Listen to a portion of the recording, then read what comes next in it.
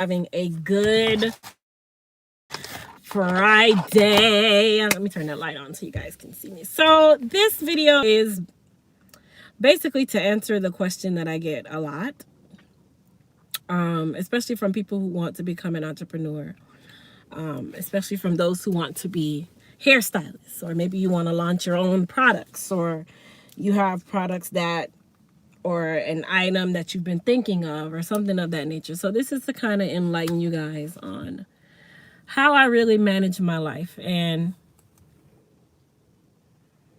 sometimes I don't even know how I manage my life, but it happens. So I'm going to enlighten you guys on what entrepreneurship is really like. And this will kind of tell you if it's for you or not for you, but I don't want to use this to scare anyone. So I didn't start, let me not say I didn't start, I'm lying.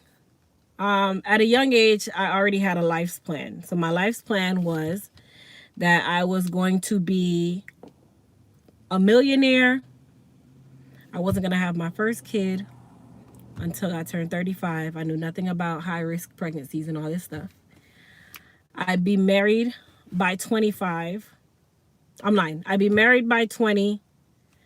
I would quit my job by 25, and I'd have my first child by 35 or 30. One of those. Life did not happen that way. I was married and divorced before 25. And it wasn't really a bad situation. I was married for the wrong reason. I had both of my children, which is my two oldest daughters. By age 21, I had two children in diapers. And then I had my son later on in my 20s. So as you guys can clearly tell, your life's plan doesn't mean shit. Let's just call it what it is. Now, there's nothing wrong with speaking things into existence, but your life's plan means nothing. With that being said, I already knew at a young age that I was destined to be an entrepreneur. I knew that I was not supposed to work for anyone. How I knew this was because my level of ignorance is through the roof. I don't like being told what to do. I don't like being talked to in hard ways. I don't like people who think you're going to run over me or try to get over on me, should I say. So I knew that entrepreneurship was my only option, but how long it took me to get into entrepreneurship is where the question lies. Okay? So I got into being a hairstylist merely or simply because, number one, my mom didn't have a lot of money for me to go away to someone's university at $50,000 a year. I wanted to go to Johnson & Wales. And when I saw the amount of money that it would cost, I just would not put my mother in that kind of debt. So I ended up getting a scholarship to cosmetology, which I've already talked about that in previous videos. So I'm not going to go too far back. When I became a hairstylist, I was already working a 9-to-5 job. Okay. And at this job, it was a foreign company. The company's based in the UK, and they had an office here in the US. And this company they make the chair that goes up the stairs. So it takes you up the stairs. It's called Acorn Stair Lifts. That was my first corporate job and also my last corporate job. When I started there, I was making $13 an hour, and I made my way up to $15 an hour. Mind you, this was before I even had my second child. So I was making $15 an hour at the age of 21, right? But I just knew, I just knew that I was not destined to be there. That was not going to be my career, because I always saw that I would never get put into a managerial position, yet I could train my own manager to manage me. And I always thought that that was the weirdest thing, that you wouldn't let me manage, but you would let me teach the manager how to manage me. That just is dumb. So I worked that job. I ended up pregnant with my second child. At the end of being pregnant, I had a cesarean, so I was out of work for like 4 months. I took 4 months off. I had short-term and long-term disability. And then I also, at that time, I didn't also have anything. I just lived off of my short and long-term disability during that time. So when I got back to work, at that point, I started doing hair on the weekends. So I would do hair on Saturdays, Sundays, and Friday evenings.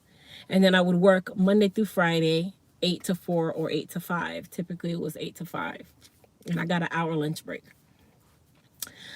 I said I was not going to leave my corporate job because I'm not an optimist. I've now become somewhat of an optimist, and I'm slowly getting into it. But this is all a part of entrepreneurship, you guys. There are times where you want to stop doing what you're doing. Like you just want to quit and go back to a 9 to 5 to be told what to do and how to do it. Because there are so many days that you will have and you're like, okay, what's the next idea? What do I do now? What do I do now? Like, how do I fix this now? Or those kinds of things. But when I was working a 9 to 5, I was so content with that baby paycheck that I was getting that hair was just what we call a hobby. I never put it as a career. It was just a hobby for me, and I just knew how to do it.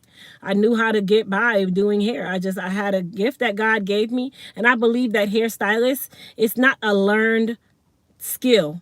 It's a God-given skill. It's something that we have with our hands.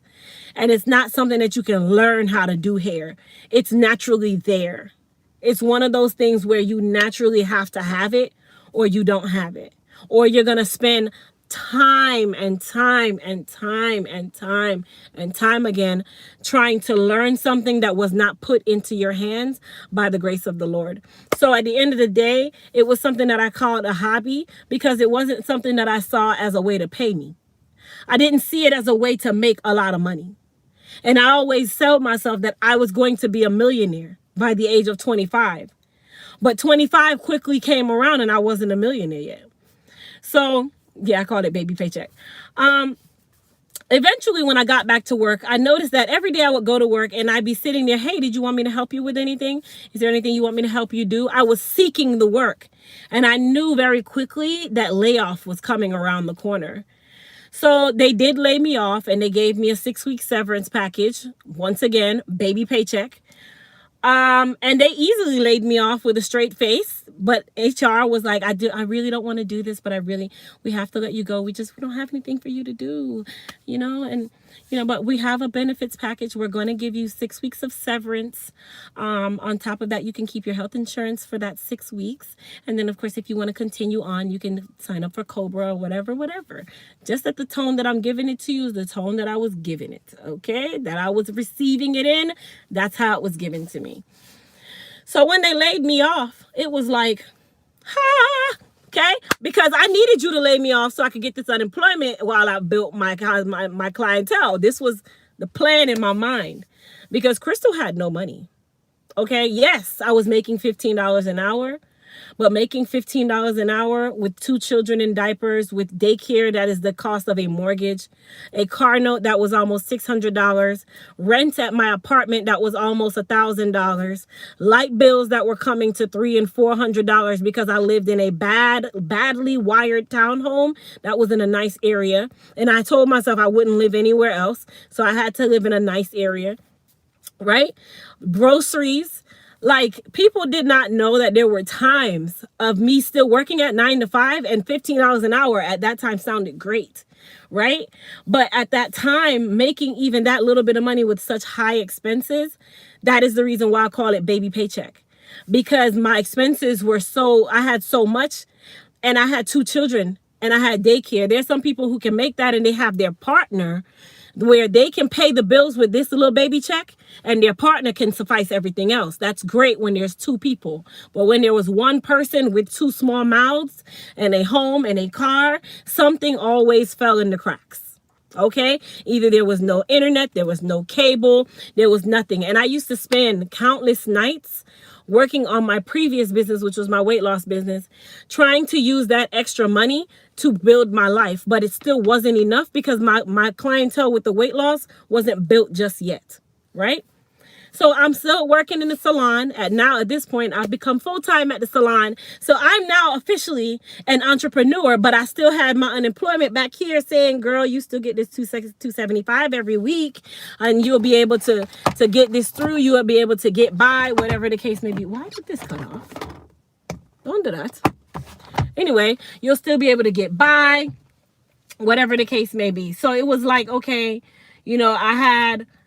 I had all this to stand on, and I'm like, all right, good, I can make it, whatever. Well, this was around the time when Obama came into office and unemployment had stopped at a certain point. So guess what? I had to literally bust my butt in the salon with barely any clientele. And this is the part where entrepreneurship is really going to be broken down from here going forward. So when I became that entrepreneur and I was working in the salon full time, there were weeks where I didn't even make enough to pay my booth rent. So if there's 4 weeks in a month, my booth rent was $150 a week. So that means that my rent for the salon was $600 a month. I still got big bills over here, okay? And I still got baby unemployment check behind me until it cut off. So at that point, it was like, I'm a full-blown entrepreneur now. Like, I got to make this money so I can pay these bills. Entrepreneurship 101. That was actually one of the most complicated times in life for me. There were times where I had to go without my lights on, and I had to stay at a friend's house and send my kids to my mom's house because I needed to still be an adult. There were times at one point of me trying to start being an entrepreneur and also living on my own where I'd have to hide my car in my complex so that the repo truck that I imaginarily told myself was coming would not come and get my car. Mind you, the car was not up for repo. So it really dawned on me that I really started to make up things in my mind that they were going to happen.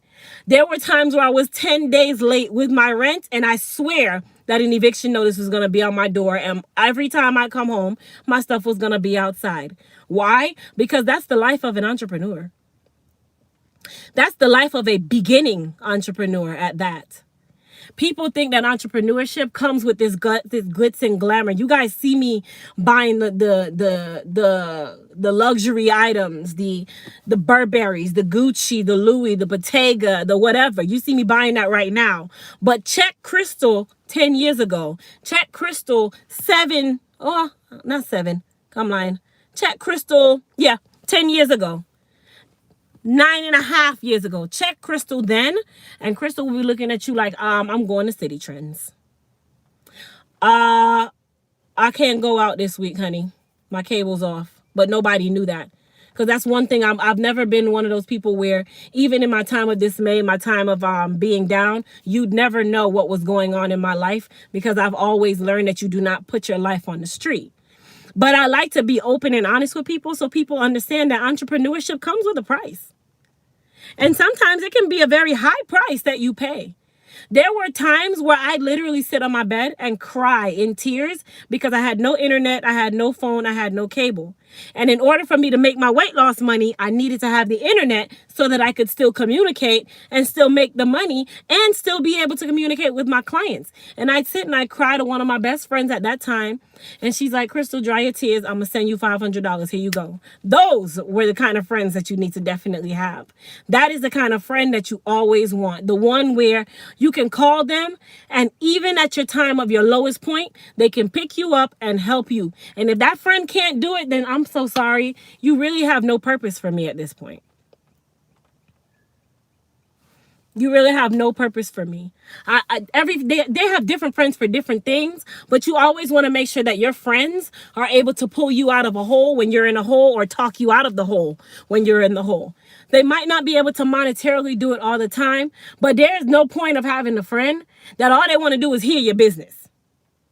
There's no point of that friend. That friend is a waste of time. Okay? That friend is a waste of time. And when you're an entrepreneur, I can promise you, and listen and take this in very, very, very quickly, okay? The 5 people that you hang around, whatever they do, you're going to become number 6. So if 5 of your friends are thoughts, you're the 6th thought. 5 of your friends are millionaires, you're going to be the 6th millionaire.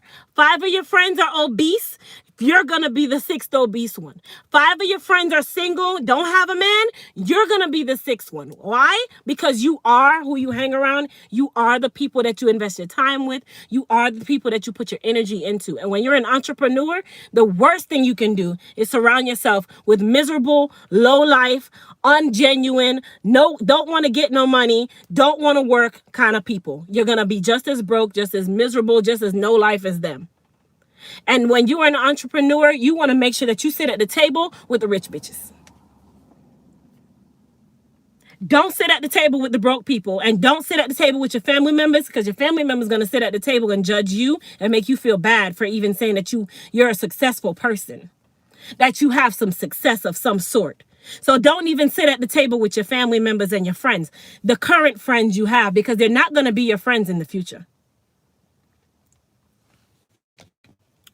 My life is you 10 years ago and nobody understands me. Oh, yeah.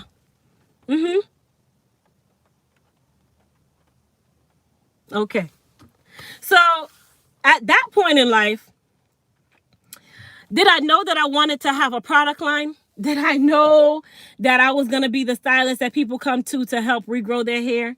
Did I know that Elite Hair Care USA was going to come to light? Did I know? I think I just blew my light in my own car. Did I know that I was going to be this YouTube brand? Did I know that I was going to be the one that can help women? Did I know any of this? Absolutely not. I knew none of it. All I knew was that I could do hair and that I had the mindset that I was going to be a millionaire one day. I find entrepreneurship to be very lonely, yet so rewarding. Entrepreneurship is very lonely, but we'll get there. We'll get there. But even through the times of despair and the times of me not having money, I didn't stop what I was doing. I had already told myself that I was never going back to a 9-to-5. I have to make this work. And hair alone, I was not able to survive at that point. But I had my weight loss products that I also brought into the salon. And that is when life really started for me. My weight loss product was what was able to, it was what I was using to be able to afford what I was affording at that time. My weight loss business really took off, but I stayed in the salon.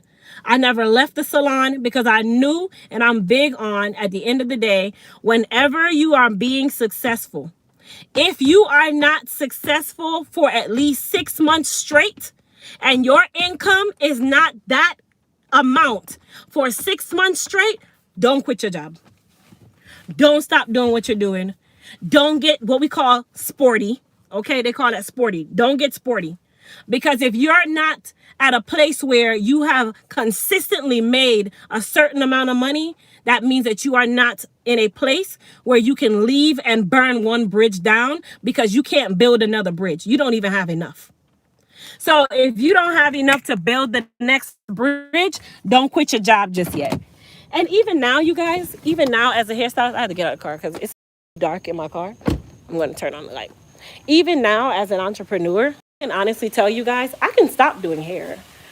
I can stop doing hair right away. I don't have to do hair any longer.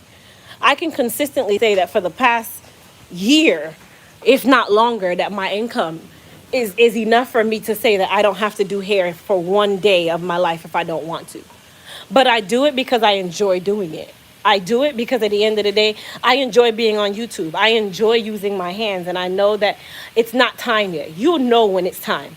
And I keep preaching that I'm going to walk away from the chair, but I know for a fact in my mind, it's not time yet. And when that time comes, that time will come and I will never have to look back, right? That is also a part of entrepreneurship. You have to know, or you have to learn to make calculated steps. My husband would say this is chess and not checkers. And checkers, you make foolish moves. You just move around. Chess, you got to think about every move you make, because guess what? If I go here, you're going to kill my queen. If I go here, you can kill my bishop. And you got to protect the queen at all times. If I go here, you're going to kill the king. So let me think about this. Okay, I'm going to move this pawn and I'm going to put this pawn here. But then I'm going to have these 3 pawns over here and I'm going to put them here. That is entrepreneurship.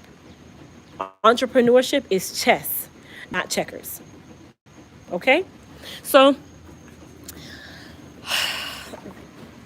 let me really think about what I'm going to say before I say it.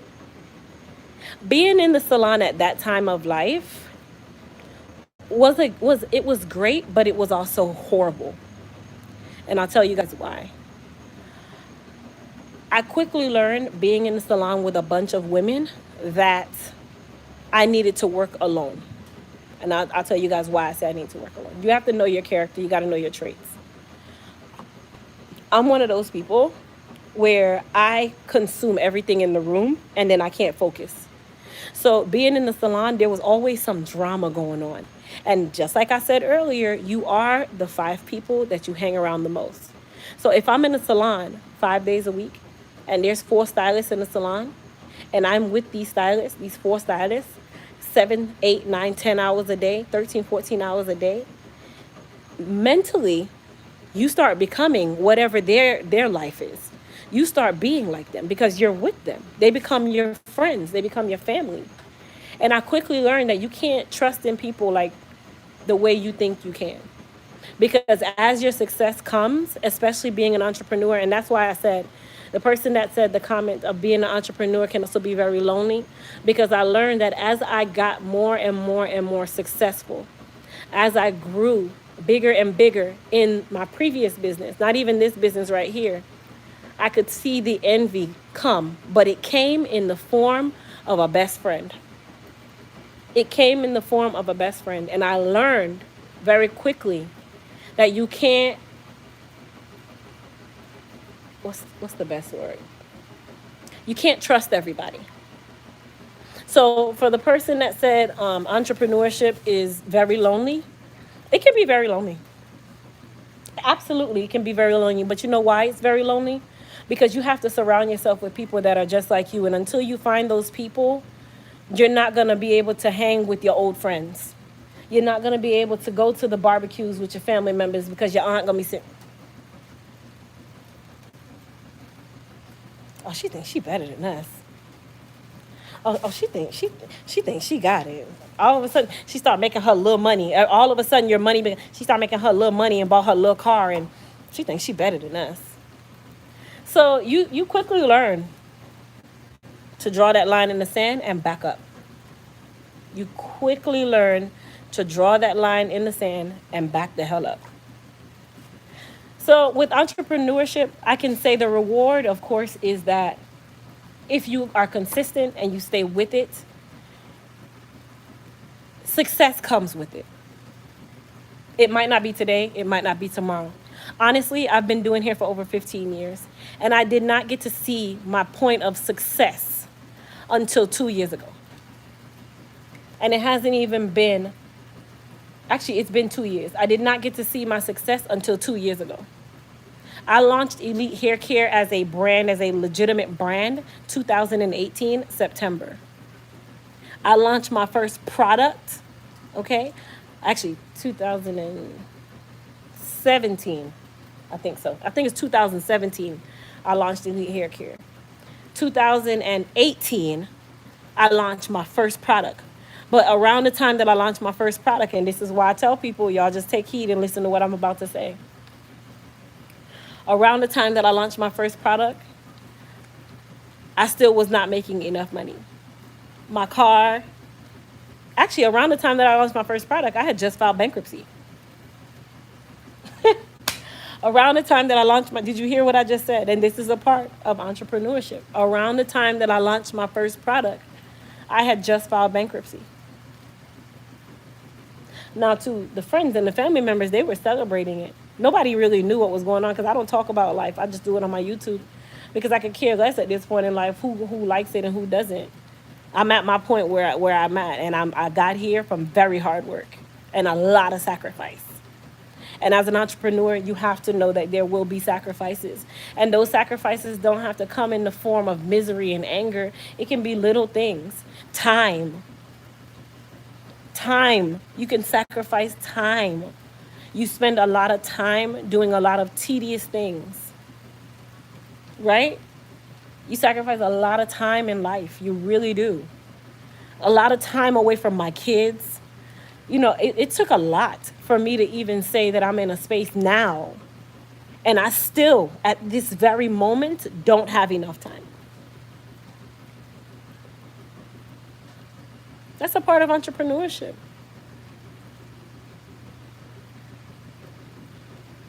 My light is on in my car? Oh, I'll turn it off in a second. It's raining too.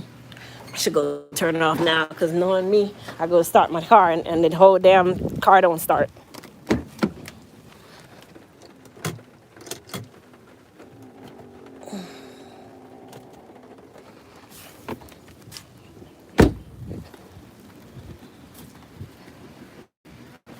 So entrepreneurship can come with its rewards, but it also comes with its miseries too.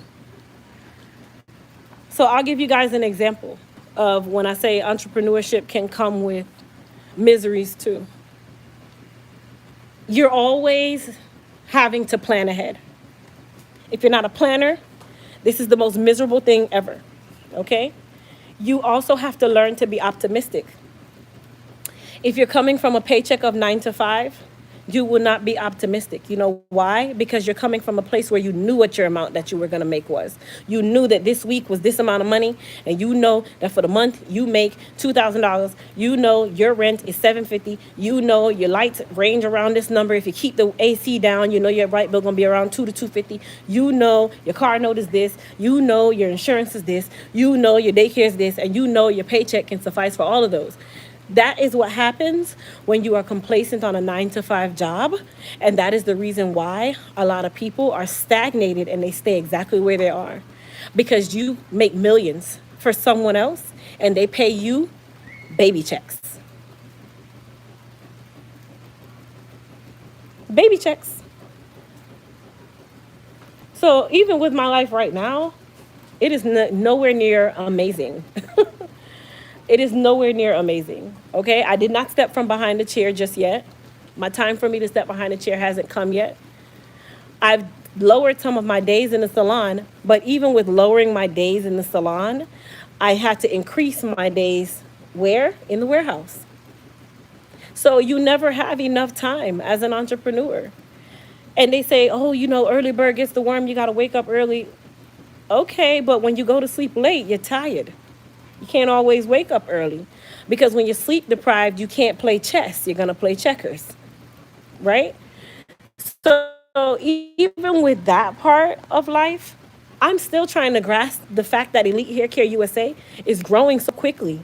And I still have to make calculated moves as an entrepreneur because guess what? You don't want to be the entrepreneur where you start today with all this and you're broke in 2 years because you made bad decisions. You made bad investments. You made bad decisions for your business, or you didn't put your money into your business. You put it into looking good in yourself. Hold on, I'm going to read some of you guys' comments. Girl, the day just be gone. Yeah, it does.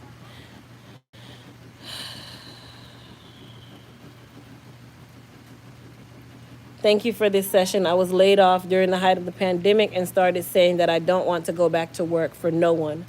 But it's difficult. It is very difficult. It is very difficult. And as you guys can clearly see, I didn't quit my job. I let my job lay me off. But even with that little baby check of unemployment, that runs out. Like right now, it's running out right now. No one wants to work right now because unemployment is paying them real good until about a month from now. And then everybody's going to want a job all of a sudden.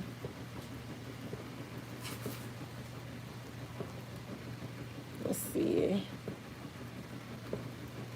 Sacrifices like missing certain fun things, family. I always make sure my immediate family is good. Everything else has to fit in some way for now. Absolutely.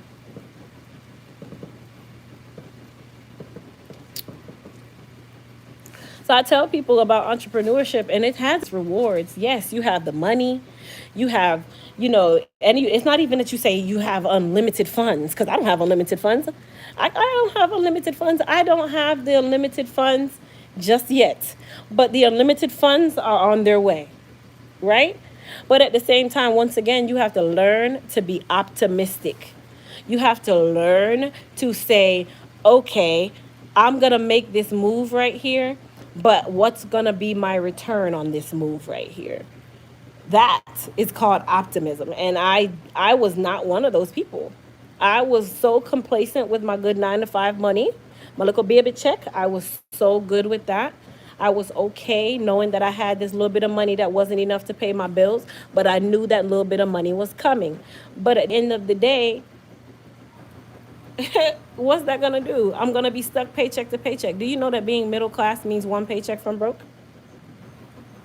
We made up this term middle class to say that we're better than the lower class, but we're all in the same damn class. It's either you're low or you're high. There's no middle. Middle is one paycheck from broke. That's why I want to say, before using Amazon, recheck it for the year the government is after these soul companies and using these companies, yet you will be in the middle of their financial changes. Okay. Crystal, God input in your spirit to be an entrepreneur because when it happened, He was going to use you to help millions. God's not finished with you yet. Thank you. Consistency in this game is what works. There, trust me, being an entrepreneur requires so much consistency, but it also requires a lot of prayer. It comes with a lot of tears. It comes with a lot of sweat. It comes with a lot of worry sometimes because as a human with flesh, while you can lean on the word of God, your flesh sometimes get right in the way. And your flesh can be bills. It can come in the form of bills. It can come in the form of sickness. It can come in the form of an unexpected light bill that came $9,000 and all you made last year was $9,000. It can come in the form of so many different things.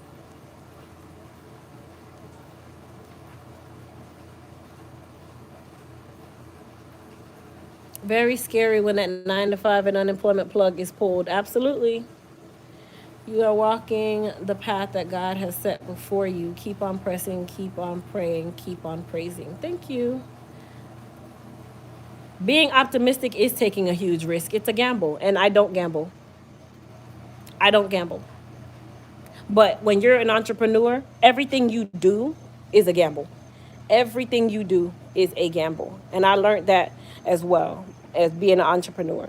Everything you do, you are gambling. There is no sure thing in being an entrepreneur. If I decide to buy 600 gallons of shampoo today, I'm taking a gamble because I don't know if tomorrow that shampoo is going to be recalled. I don't know if within 5 months I'm going to sell 600 gallons of shampoo. I'm taking a gamble by putting out 600 gallons of shampoo money and saying, I'm going to sell this amount and this is going to be my return. You can't calculate that because guess what? You're at the mercy of your client. You're at the mercy of the people. So you can be as optimistic as you want. But is it going to move? It's all up to how much what? Consistency you put in. Am I going to be the irresponsible entrepreneur and go and buy 600 gallons of shampoo knowing that I just launched my line last week? That is a stupid gamble. That is the reason why I say being an entrepreneur is chess, not checkers. I always wanted to be a hairdresser, and I know I have the gift, but life hit me hard, and I ended up teaching for 30 years. My soul cries every day for the life I lost. Excuse me, grasshopper. Don't say it's the life you lost because you can still do it now, honey. You wide awake. You're right here on YouTube typing away with those same fingers. Don't say that. That's why I admire what you do for women, especially Black women, and hair growth and just improving your words. It means a lot. Thank you. I'm about to give the so-called friend.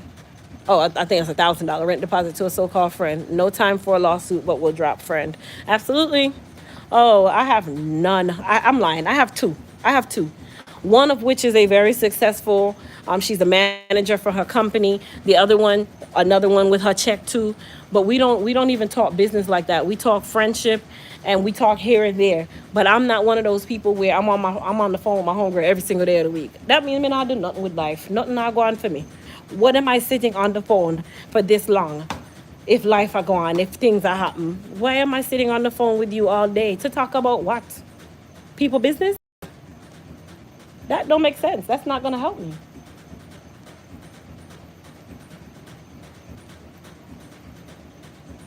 Thanks, Sharon, for being transparent once again. I need to hear this, and I'm trusting God for some entrepreneur gift and ideas. Let me tell you something.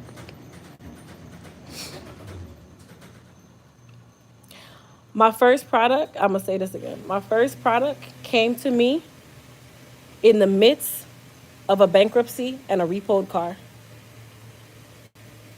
And the repoed car came in light of the bankruptcy. I launched my product this week. My car got repoed the next week.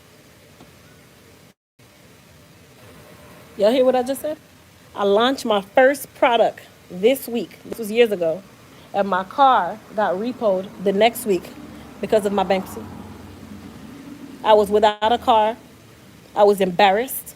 because they repoed my car at my job, at the salon. At the salon that you guys see me were seeing me do my first videos, where the background had that white wallpaper with those silver lines. My car got repoed while I was in there, and I wasn't in there even half a year.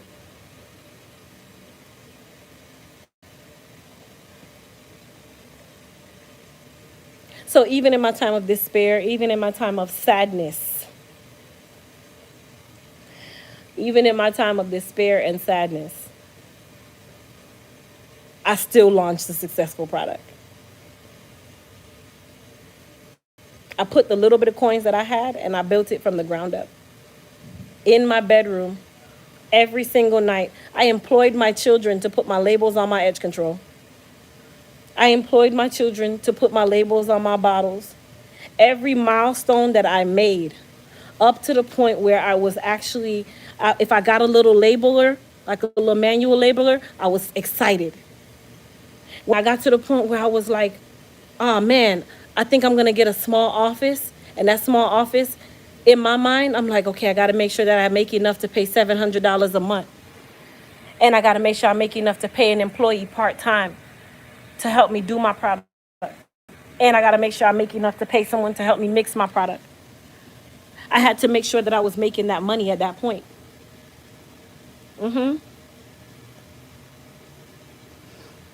From what I see, you are very smart and blessed. There's no reason you can't have your own carriers, staff, and crew. I would love to see Black Americans create the whole kingdom planes for trans. Thank you.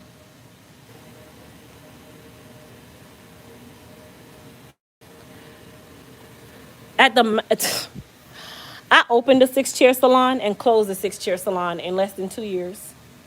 And I struggled. And that's what I tell people, entrepreneurship can be very scary.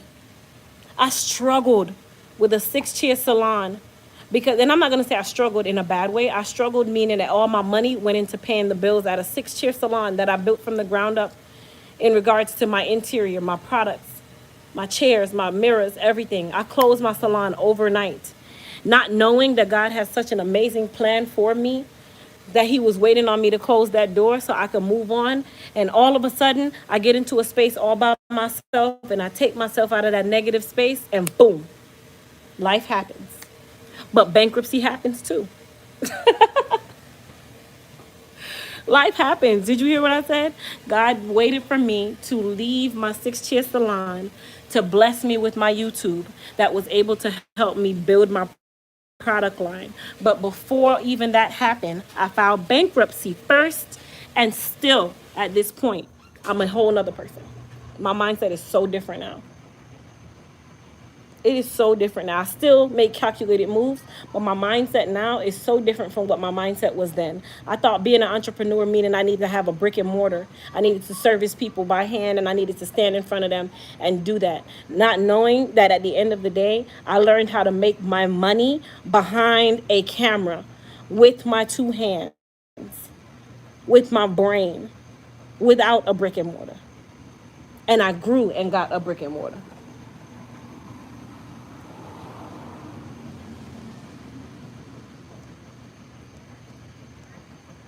I'm so hands-on. I never want to be aloof or a dumb business owner. I mean, like I said, being an entrepreneur is calculated moves. My mother always has a bunch of mosquitoes. I don't know what it is over here. But your product is good now, so you can be a brand like the other side does well. The other side filed bankruptcy too, but they did it.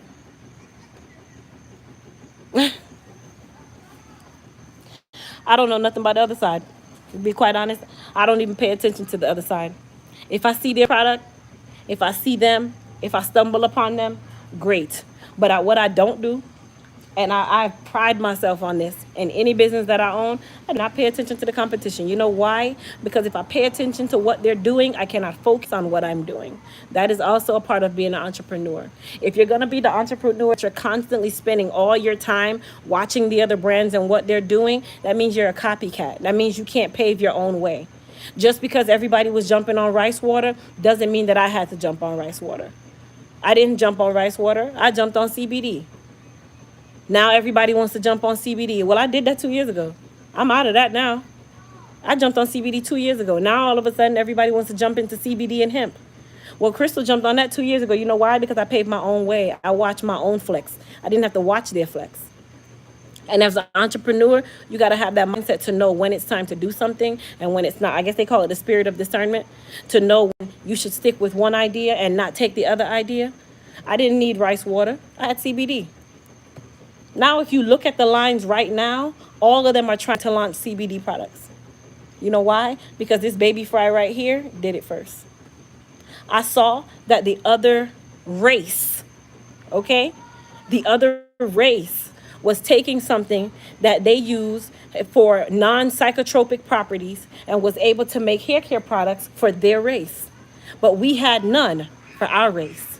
And I said, okay, that's the idea. That's what's gonna make me that one wine bottle that the light in the aisle shines on. Why? Because I took myself out of being like the common person. I took myself and thought with my creativity, how can I make myself stand out? And I said, you know what? I'm going to launch a line of hair products with CBD. And that's how I started. I took something that was damn near a hair close to being illegal and made it legal.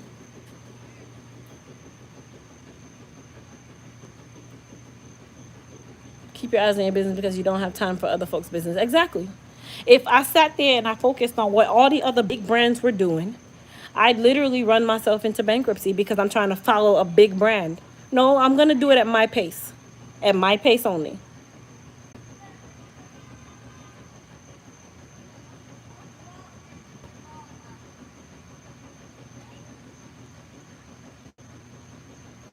Well, I was trying to say white people, they fail, but they have becoming billionaires. Don't mean other people, I mean companies. Okay. You're not a brand, you're a legacy. Thank you so much. I do my sister and mother's hair when my hands allow me. Well, that's good. And that's something that I always, okay, my mom got to get it together. Nah, nah. I got to, my poor skin can't take all the mosquito bite today. No, sir. No, Y'all give me a sec. I can't do it. I'm about to go in there right now and tell her right now. She gonna cuss me out, but it's cool.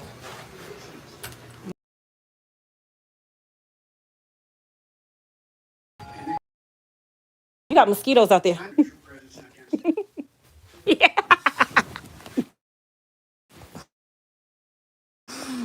She looked at me like, shut the fuck up.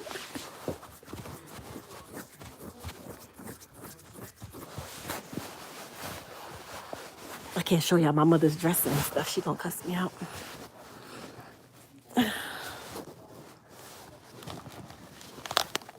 Yes, Barbara. It's cool, girl. I got you.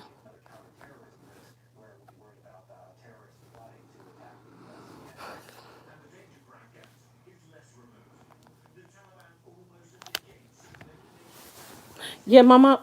Mom. Mom. Do you have any of the mosquito stuff? The skin's so soft. I know she does because my mother's an Avon crackhead. Huh? Watch, she gonna come in here and she gonna give me all kind of foolishness. Just wait. Y'all don't watch my hair. It looks a mess. And I'm a hairstylist. But I'm off this week. I take a whole week off every month. Huh? What'd you say? Do you have anything for the mosquitoes in your garage? No. You don't have any skin so soft? Miss Avon Crackhead. Well, that's all medication. The mosquito spray was up here. You want me to spray mosquito spray on my body? Mm-hmm.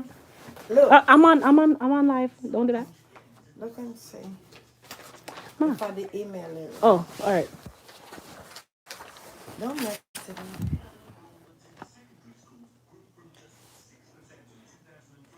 Go ahead and email it again. All right. Oh, no, I have to spray. You're not gonna give me your bandulu spray.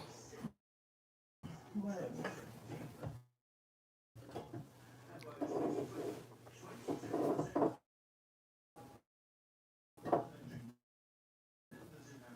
Man, why is your font so large?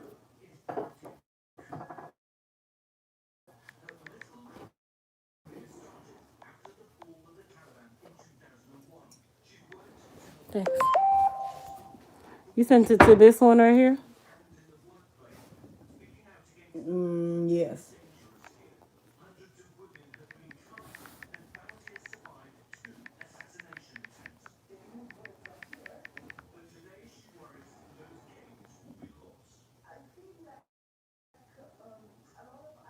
Are you gonna stand over me? Whatever. Put like this on your foot.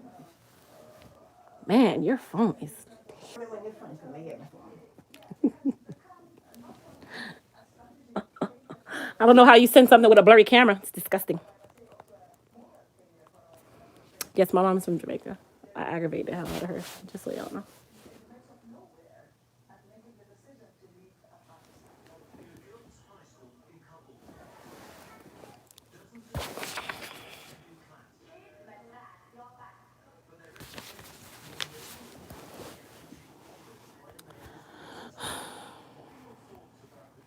My mother bathed us in as a children. I'm the only thing I use at 57 years old, really. I'll get back to entrepreneurship in just a moment.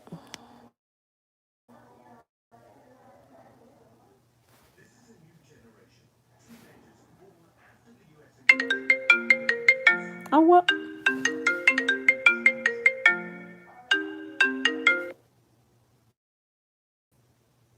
The my mom's phone just.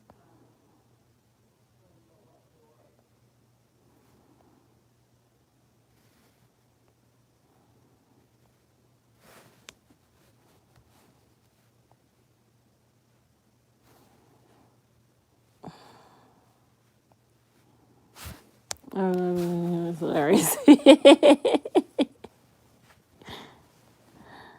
Oh, yeah, yeah. Wow, this is so blurry. I'm using it.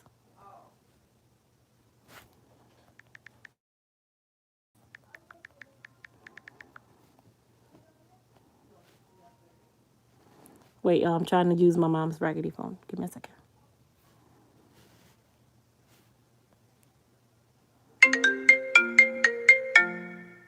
Who uses these ringtones to say that they sent an email?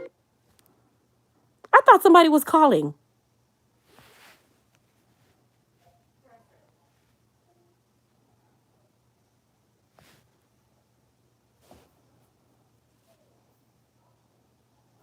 Son, come here, baby.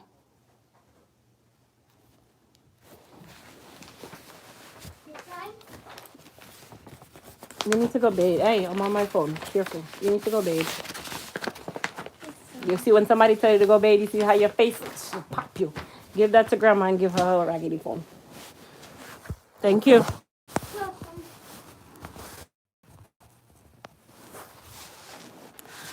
Another thing that I will say about entrepreneurship,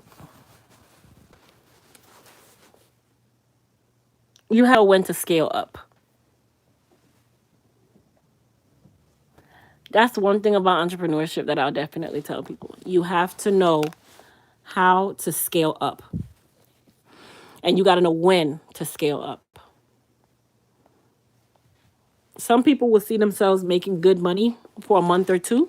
And the first thing that they do for that month or two is go buy a Birkin. Or they go buy a G-Wagon. Or they go finance whatever. I like to look at my money. Christian, Sorry. stop playing.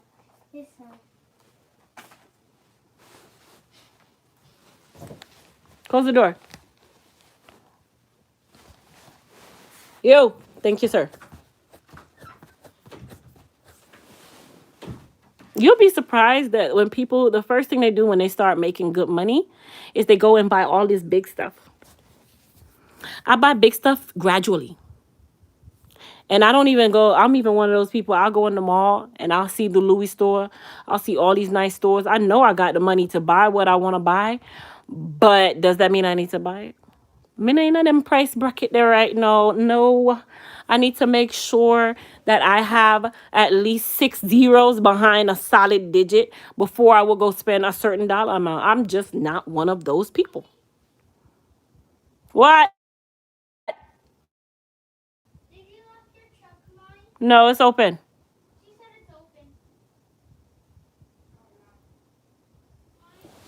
My key. All right. Okay. I want to sneeze and I can't.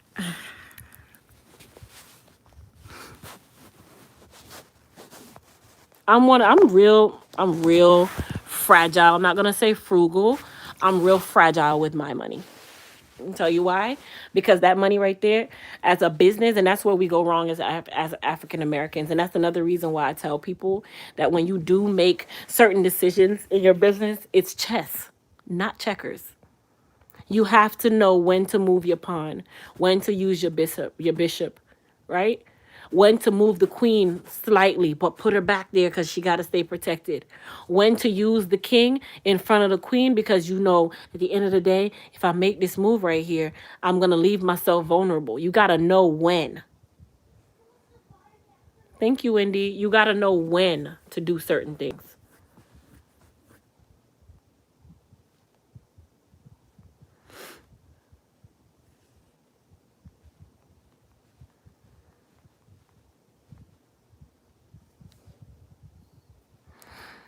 Perhaps experience made one great money start.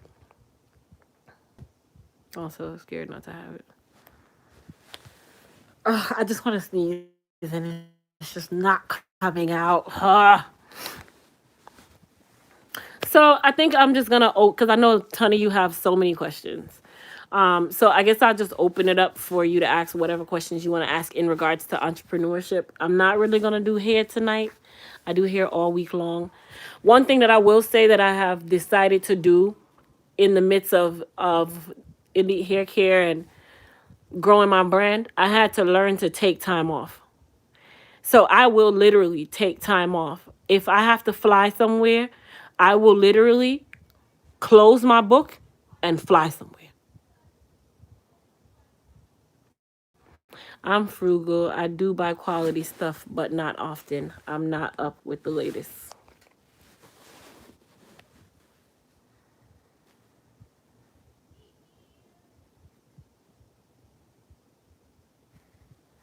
They do American Gangster. Get real sporty. Real sedity. Like my first Louis bag was for my birthday. My first large Louis bag that I bought myself and was like custom was for my birthday. And even then, I was like, this birthday sale got to make me a certain amount, boy, because I got to make this money back. I got to make this money back. Okay? I don't get spoiled with my money. My money, I like to look at it, boy. I even learned to start paying myself now. I'm actually on my own payroll. I wasn't paying myself at first. I was just using the money whenever I wanted to use it. And I had to learn quickly that I needed to pay myself. So now I actually get a paycheck.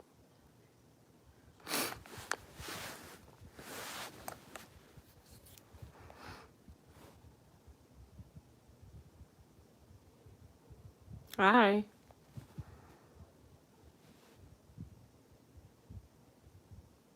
Once you get your business going, invest back into your place. Absolutely. Investing is the most important part.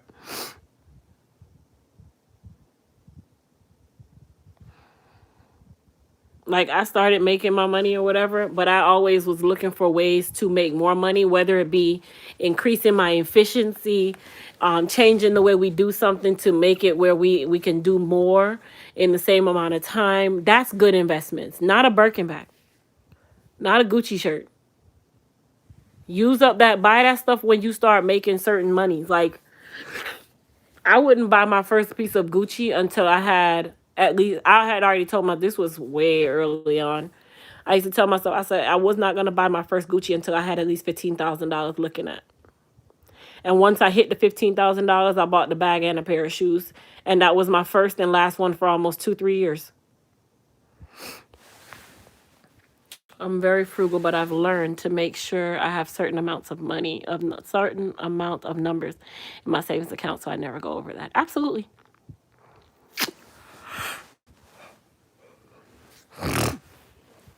Buy stocks is good investment. Stocks is a gamble. It's never going to be a good investment because it's a gamble. One thing I will tell you that I learned about stocks, you do not buy stocks with money that you cannot afford to lose. Me don't like to gamble. I put $200 into Bitcoin through my Cash App. I called myself taking it large. I made it big. I put $200 in my Bitcoin. You want to know what my Bitcoin is today? Let's look at it. $114.19. So guess what? That was a fuck up gamble. And I could only afford to lose that $200. Because if I had lost 2 grand, if I put 2 grand in there and it's telling me that I only got $1,140, no, no, no, baby. I won't put another penny in here. I have not hit over $200 yet. No, no, no, no. No, no. Me not do them so. Nah.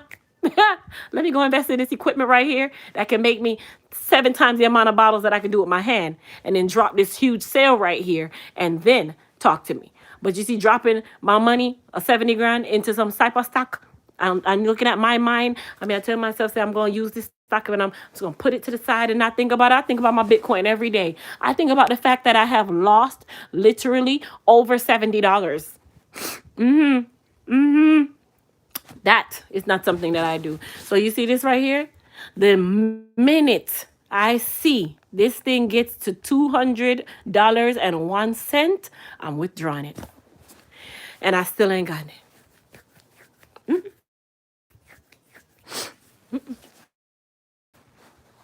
So no. Make sure you can afford to lose whatever you put in. I don't have an advisor, nor do I want one. I'm not in the place yet mentally where I want to invest in stocks and allow somebody to control my money. I don't even like auto pay. So to say I'm going to let somebody control my money, nah. I don't even like auto pay on a bill. I don't even like auto pay on a bill. So that should tell you the kind of person that I am. I don't even like to know that money can come out without me knowing. Oh, no. Oh, no.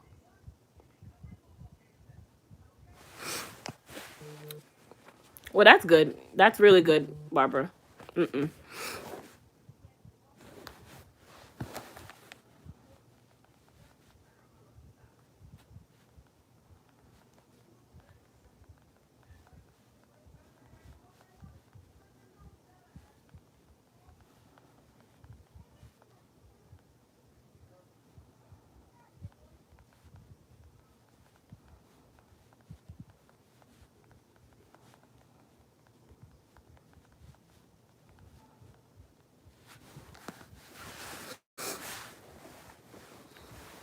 What's my thoughts on crypto? Oh, no, don't ask me about stock. I don't know nothing about stocks, y'all. Don't ask me about stocks. Let me tell you something. I'm gonna tell you the things that I did with my money, okay? And everybody's different. My first success part of my money was to get my teeth done. And I'm still not done yet because I still got something to do on the bottom. But my first amount of money that I really invested with a large investment was my teeth. Why? Because I know at the end of the day, I'm sitting on here and I'm talking to you guys, and you can't do that with fuck mode. Right? So that's number one. Number two, I would invest little spurts here, new products. I would increase the amount of product that I would order. That is where I would put my money. I put my money into a mentorship program to learn from one of the big dogs, a very big dog in the hair care industry, for them to tell me how they got to where they needed to get. That was a good investment because you know why? That investment gave me links that I wouldn't have gotten on my own.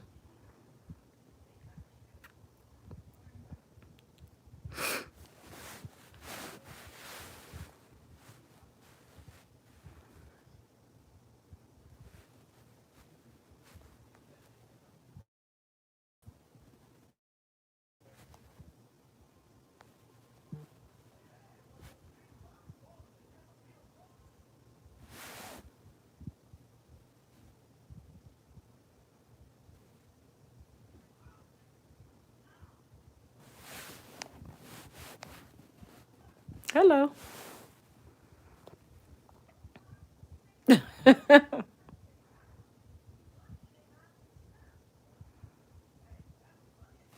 Adriana. Adriana. My mother has one of them prison doors on her door, so she can't really hear me. Adriana. Watch her walk up instead of answer. So you couldn't answer me from back there. Open the door. Bring me something to drink. Hi, come back. Close the door. Close the door. Adriana. Open the door. That's better. Raise your eyebrows when you're coming in here to see me, okay? Bring me something to drink, please. Thank you. She always got this frown on her face, so now I gotta tell her to raise her eyebrows.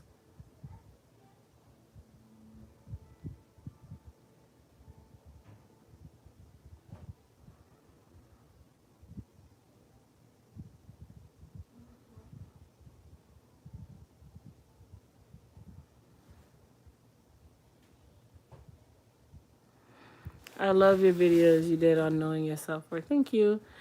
All right, let me go back. Let's see. I'm doing good, thank you. Do I use accounting software? I use QuickBooks. I'm just getting into QuickBooks. Like literally just getting into QuickBooks. You know why I got into QuickBooks? Because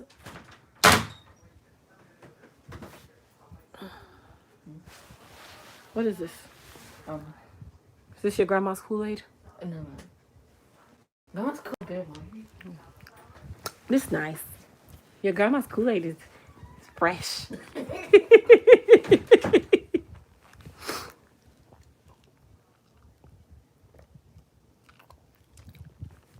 Y'all don't laugh when I ask if it's my mom's Kool-Aid, okay?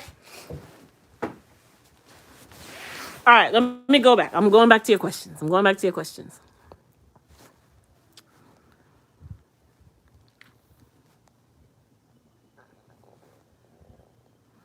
I've never used any of your products. Okay, I'm not doing hair today.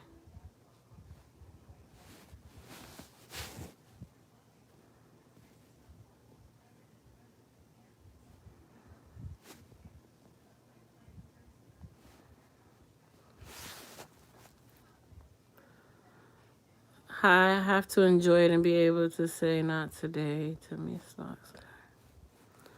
Eating blue cups is saying, Mama don't take no mess. With this, anything could happen and you can be short on a check and they're still going to pull out the money. QuickBooks is very good. It don't play. I definitely pay my rent first. That's a guarantee. I have a place to stay. Absolutely. That's one thing I pay on time. Everything else I don't give a damn about.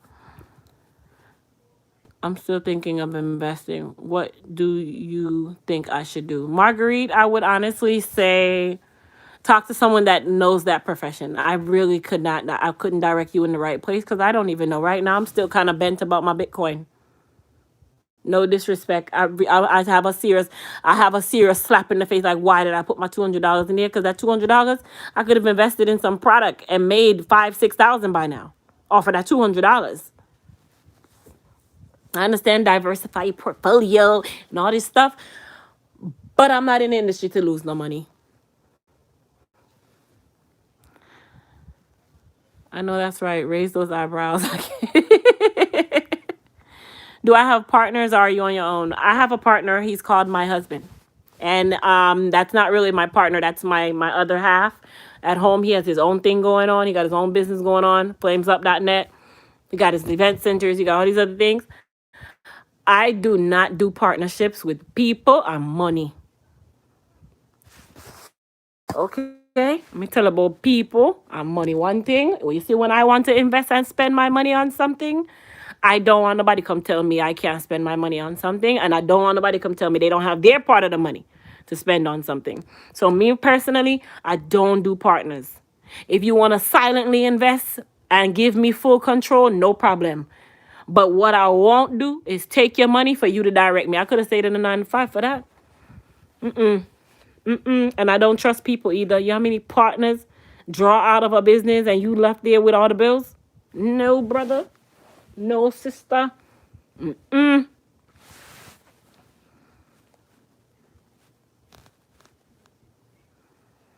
Do you need any help like factory workers? I do. That's crazy. That's what I told my hubby. No partnership at all from me either. Nope. None. I don't want no partner. If you want to work for me, cool. If you want to advise me, you better put the word advise in front of it. Don't come tell me to do nothing. Uh-uh. No, no. No, no, no. That's another part of entrepreneurship that you got to learn. You can't do everything with everybody.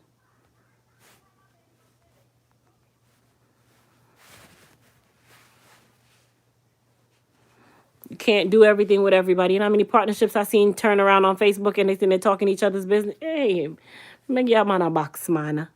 You can't, you can't play with my business. I'm too ignorant for foolishness, too. I learned that a long time ago. Let's see what went. Thank you, Jason. If you're located in the Orlando, Apopka area, you can apply on Indeed.com.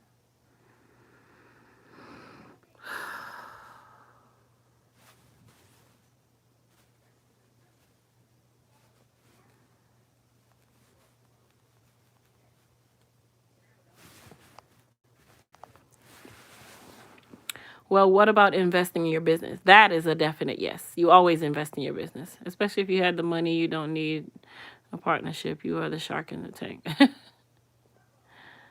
Okay, Ohio.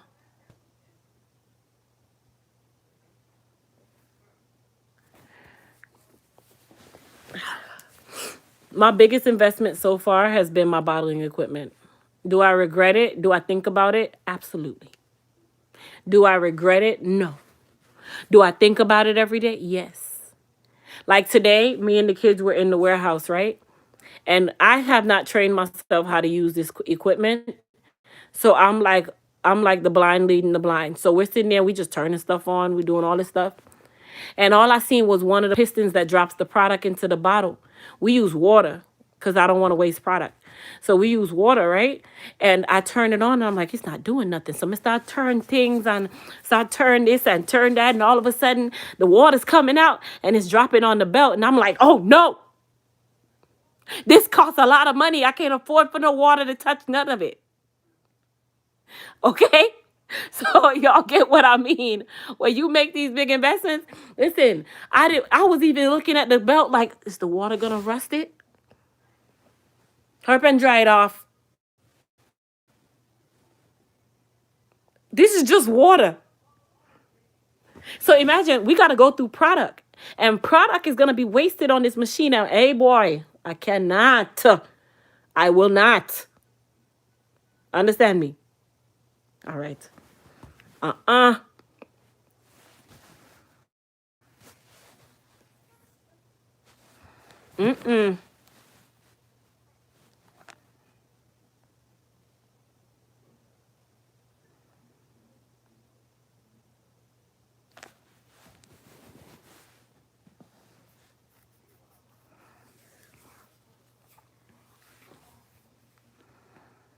But I'm really happy about the equipment. That I am. I used your full line of products today and I'm one very happy customer. Thank you, Jacqueline. You're amazing and you'll figure everything out. Thank you. So let me see if I find this video that I made. And you guys can see the equipment. I think didn't Kat show the equipment the other day? I feel like she did, but I'm not really sure.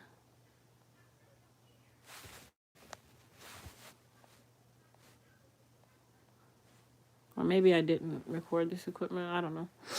I might have used my little phone too, knowing I just don't remember.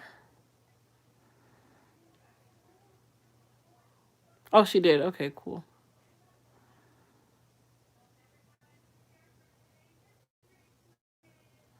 It's exciting but scary. That's a part of entrepreneurship. Exciting but scary. And there's a lot of expenses going with entrepreneurship. Yay. I'm glad you guys got to see it.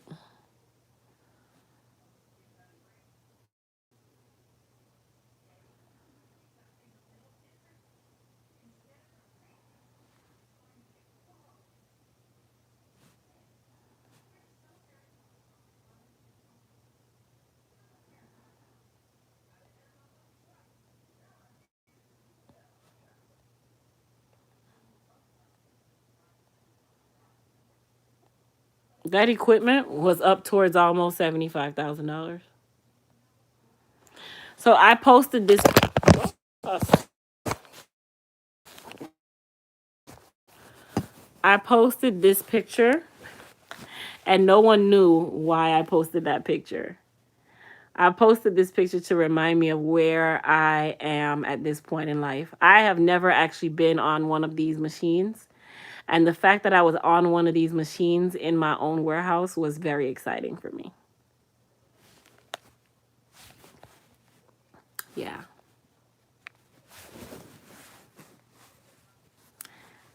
Yep. So the vision started like this. It started looking, this is what it was drawn for. It was supposed to be an L.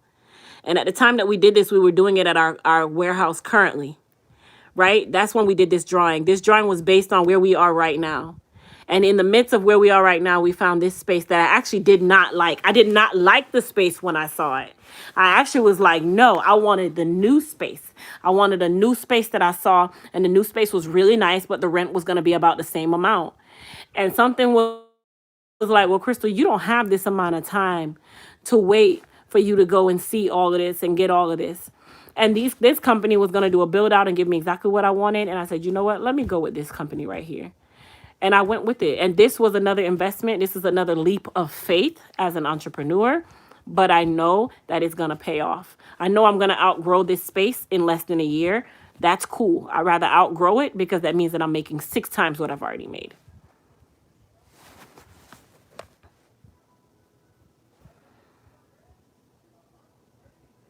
Thank you for that.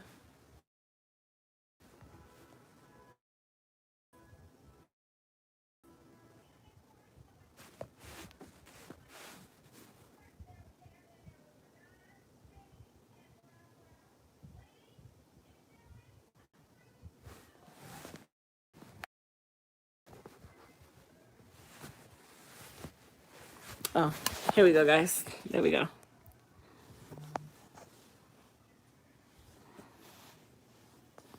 Oh, there we go.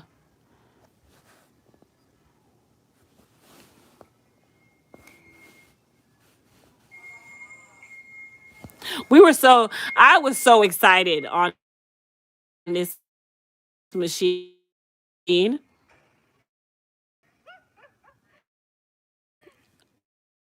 I'll let you guys laugh at me for a second. Cat is laughing.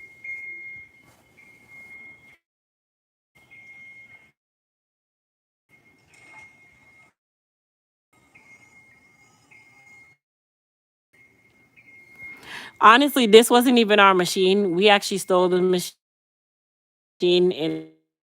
the in the midst of the build out. This is the builder's machine. And we said, you know what? We can use it to go do the measurement. And I told Kat to record, and Kat never records straight.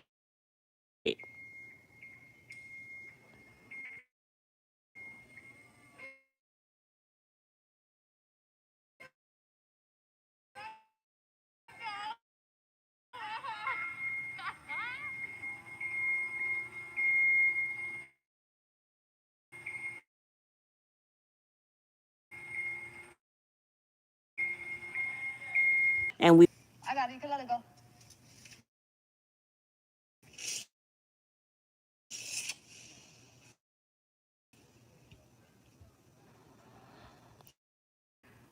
If I can get it to show.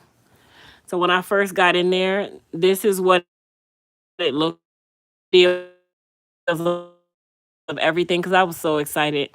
They were framing up the walls. That's my office there. Then this is our back room with all the. You would have scale up. Let me get this juice out of my mom's house before my mom's bedroom, cause she gonna talk straight shit.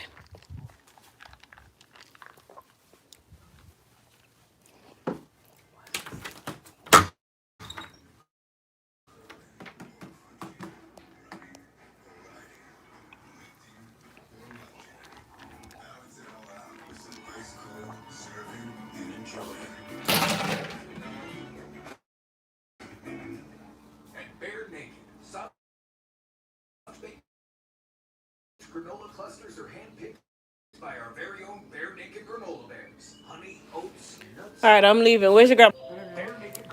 This is what my kids do because their mom works so hard. I play my game. We sit at our grandma's house. Put on a foot. For exactly who I am? Yes. Head over to find out how the way you listen to Spotify makes you unique. This is what we do. Guys, welcome. Finish you. Thank you. I should take y'all home to go clean up the upstairs. No. Not true. I cleaned up. I'll see you guys in the morning to take grandma to her place. Love you guys. No. Ma, I'm leaving. 9 o'clock? So you need me to be here at 9 o'clock? No, you said for me to be here at 9? All right, I'll be here at 8. You know where? Yes, ma'am. It's over there on Kirkman, right? On Kirkman, right? On Kirkman? I know it's on Kirkman, Mom. That's Kirkman. That's Kirkman.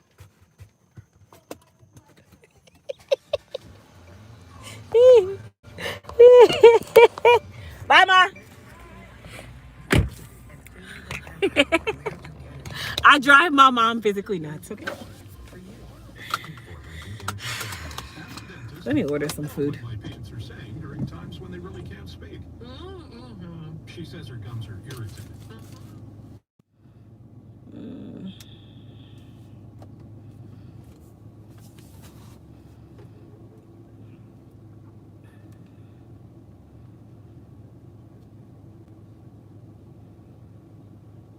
This is Craig Barhorse, the general manager for the Bahama Breeze Island Grill, located by the Altamont Springs Mall. My Thanks for grandbaby calling. says you To make a love reservation, press that 1. lady. You have all her To products. place Thank a you. order, press 2 or visit Bahama. Let me turn that down because you know YouTube love to do foolishness. You guys know my lives at the end always turning to just me doing nothing. Is there somewhere we can send you a monetary gift for your birthday? Terry, if you want to send it Cash App, that's probably the easiest way. My Cash App Thank you for calling Bahama is and Elite Hair Altamont. Care Sam USA. speaking. How may I help you? I need to place a to-go order, please. Okay, I'm going to put you on the phone with one of our to-go hosts. You're going to be on hold for just a second. Sure. Yeah, my Cash App is Elite Hair Care USA. See if I can get you some light. Oh my. Oh, there we go. That's the best light you're gonna get, y'all. People gonna be all in my business wondering why my light's on, but it's fine.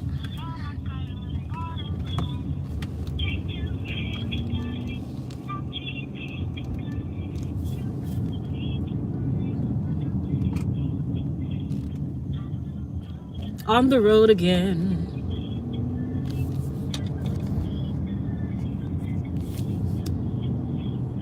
Is it story time? I don't know. Do I have a story time? I usually always have some foolishness that has happened to me in life. I don't know why. I did do story time earlier in the video.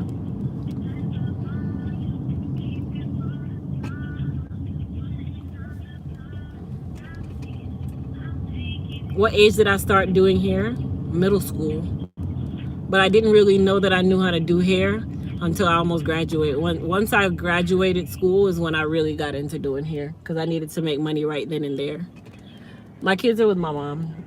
Anytime they don't have to go to school, they like to stay with my mom.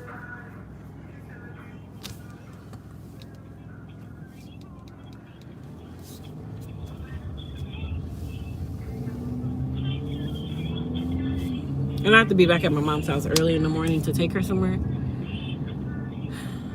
So they'll be going with. But on weekends, I typically will let them come over sometimes. You know why they like to stay at my mom's house when they can? Because she lets them get away with fuckery. When they're at home, they can't even breathe at home.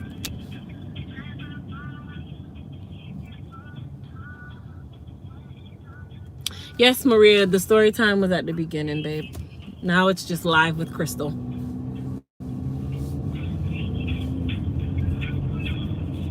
Man, those mosquitoes ate my body.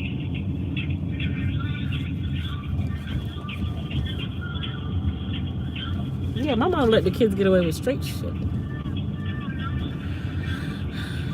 I'm going to order some new shirts for the staff because I want to make sure that everybody that works at Elite Hair Care, they have on an Elite Hair Care shirt.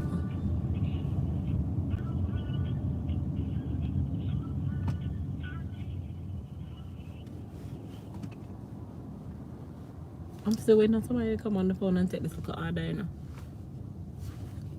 Hello?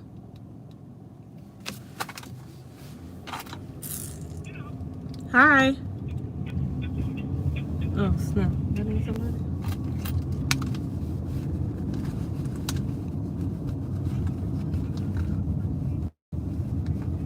I need to place it to go order, please.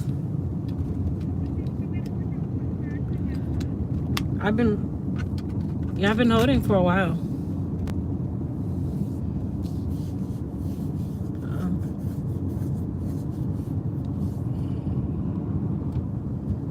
Okay, thanks. Bernetta, you want to wear Elite Hair Care shirt too? Yeah, I'm gonna have an opportunity for everybody. No, they can wear shorts, they can wear jeans, as long as they wear sneakers, closed-toe sneakers. And as long as they have on, you know, whatever bottom they want to wear. We don't wear Daisy Dukes or anything, but it is a warehouse, so it's gonna be hot.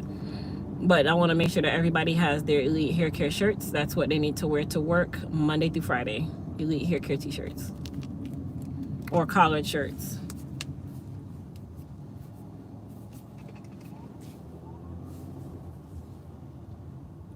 That's all in part a broader branding your business too. How many am I gonna have? Right now it's a total of 4. And I'm looking for 2 guys. Takeout. Or curbside, I guess. I'm placing an order.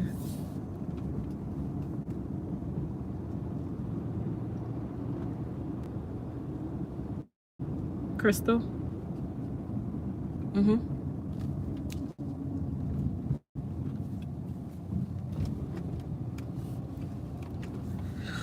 Hold on one second for me.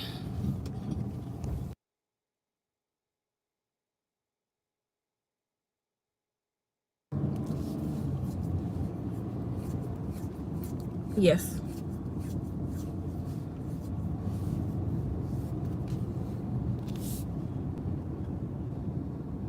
Curbside, please. A black Mercedes SUV.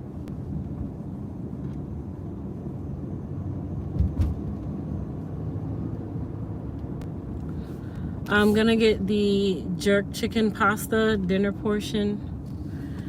I want to add shrimp to it. And then instead of the bow tie pasta, can I get linguine?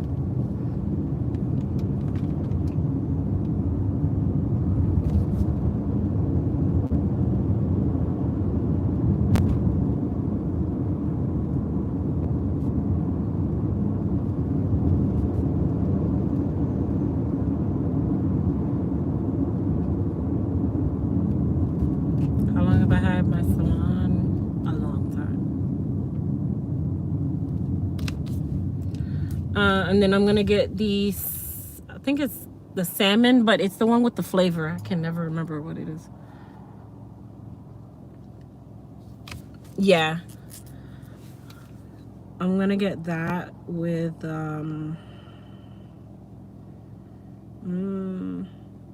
instead of the mashed potatoes and the green beans, what other veggies do you have?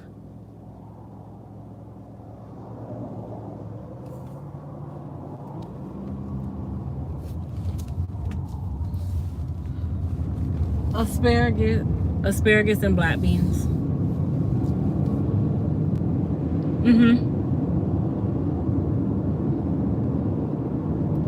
Yep. A seafood paella. No mussels.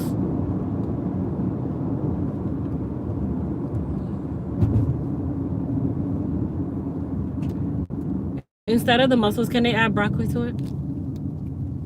Is that a possibility? Okay. And then a side of mozzarella sticks.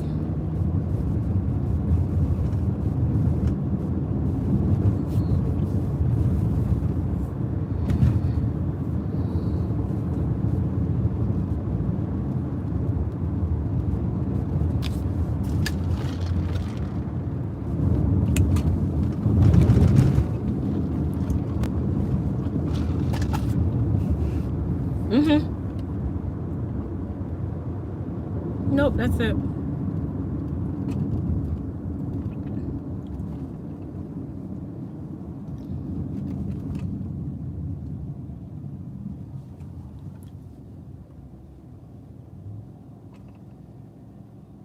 That's correct.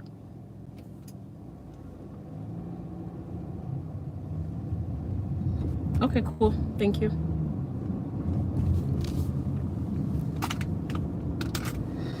I'm back. I'm driving this road, this long road to Bahama Breeze. We pig out on Fridays, just so everybody knows. That is the delicacy of being an entrepreneur. You have that day where you just eat whatever the you want. I don't count carbs. I don't look at carbs. I don't look at fat. I don't look at anything. I just eat what I want.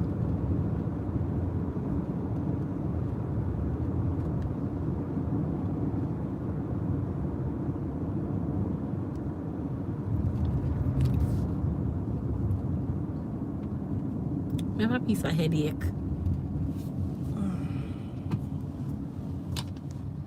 All right, I can read you guys now because I'm at the stoplight for just a moment. Oh, and it turned already.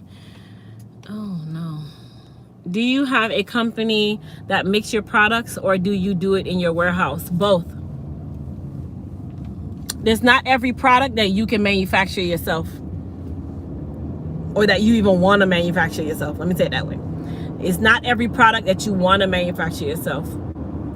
So I got my equipment so that we are able to bottle our serums and stuff in-house, and also our balms in-house. Like my serums is the recipes that I physically had created for my company, and I had my entire finger in those recipes, right? Those formulas.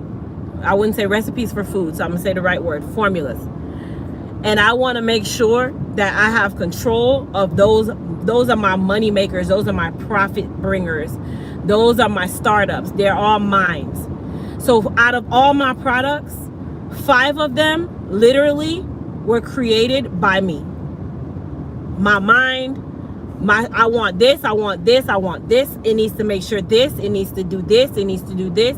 And I own my formula for all 5 of those. A lot of companies can't say that they own their formula because they use what we call contract manufacturers, and they use stock formulas. We don't use stock formulas. All of our formulas are unique to Elite Hair Care USA.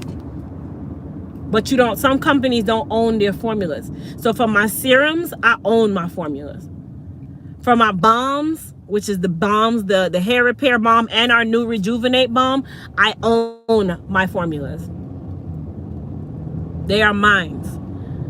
I have a shampoo and a conditioner and a leave-in conditioner that I also am having formulated now, and I will own those formulas. My edge control, I will be owning that formula very shortly, very, very shortly. So that is where a lot of your investment investment needs to go. And understand that there's a difference between contract manufacturing and owning your formula. You can contract manufacture and use stock formulas, but you can also own your own formula and have a company mix it for you because they have the capacity to do so. So a lot of my shampoo and conditioner and stuff, I don't have the capacity, and nor do I want to mix my shampoos and conditioners, which can easily actually be done. I know how to make shampoo and conditioner, but do I want to take that on in a small space? No. Now, when I grow even larger, I can have a facility that is just used for making my product. Then my other facility is just used for storing my product. That's a little bit different. But like the serums, I do those in-house. That's why I got the equipment to make sure that it can be bottled correctly, safely, without too many hands on it. And at the same time, we can put out a lot more bottles than we'd be able to doing it the way that we're doing it now. It's a lot of hand work right now. And it's too much hand work. It's too much hand work. All right, hold on. I'm gonna wait till I get to the light, then I'll answer your next questions because I know you guys have more. Loved your jean dress and Louis Vuitton tour, never full. Thank you.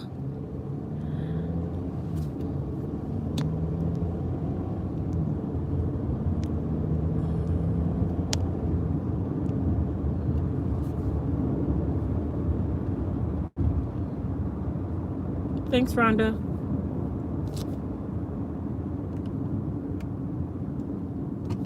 So I definitely am a believer in, invest your money back into your business. And that's one of the things that entrepreneurs don't think about all the time. They see all this money coming in and they get complacent where they are, instead of investing your money back into your business and making your money make you more money. You don't necessarily have to invest your money in stocks and bonds for your money to make you money. You can invest your money back into your own business and increase your efficiency, increase your, Lord, what a bump. Jeez. They put like these speed bump looking things. Oh no, wicked. Wow. My poor car looking at me like, listen, bro, let me just take mine, because clearly these bumps were not made for me. Yeah, but you can invest your money back into your company and let that money work for you. Buying equipment to make yourself more efficient and faster and can produce more with the same number of hands, that's called a good investment, because you're investing your money back into your business. You're not investing your money like me into something like Bitcoin or something like that. And at the end of the day, it's a gamble. I'd rather take a gamble with something that I knew on my mind was going to increase my business than not just be in la la land. It's just a fluid, just a look around, so I'm gone over, so. And I'm still sitting here like, wow, it went down $17 today. Damn. But if I had taken that $200 and went and bought some more product, that $200 could have flipped to all $2,000 in an hour. That is an investment.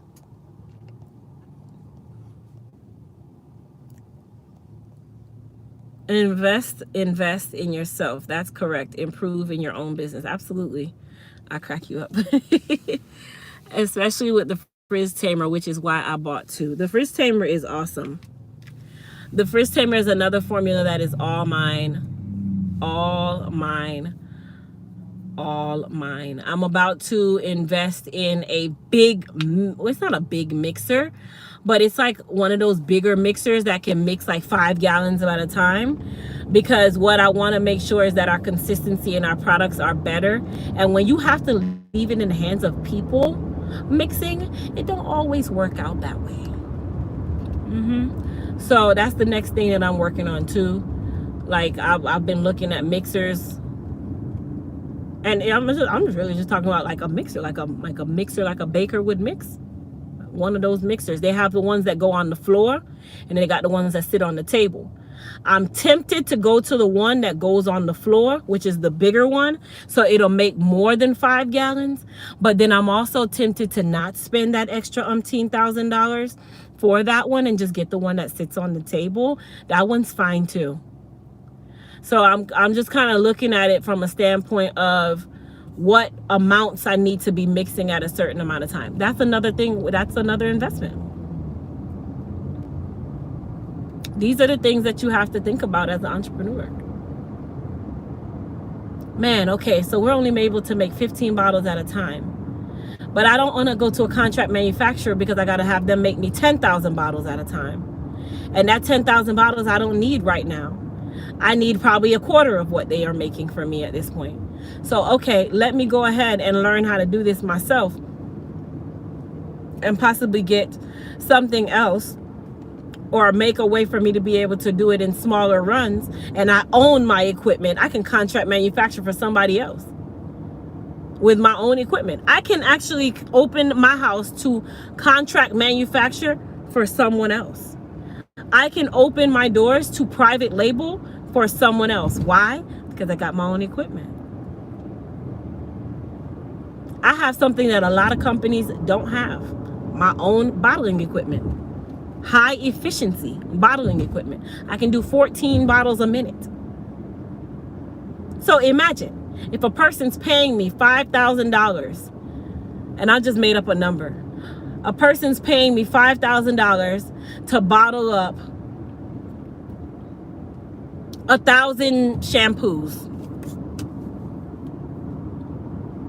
I just made $5 a bottle, but it's their product.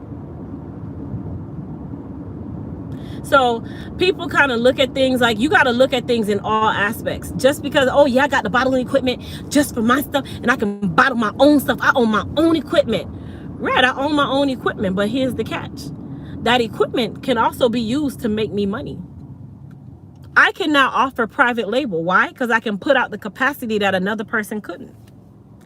I can offer private label with my own products. Why? Because I own my own formula. That's what I'm setting myself up for the future. I own my formula. I can turn my formula 17 times if I want to. It's mine. No one can tell me no. Once you own your formula, it is like gold. It is gold. Once you own your equipment, you are setting yourself up for a $1 billion business. Why? Because you literally have taken yourself out of having to depend on someone else to do your work.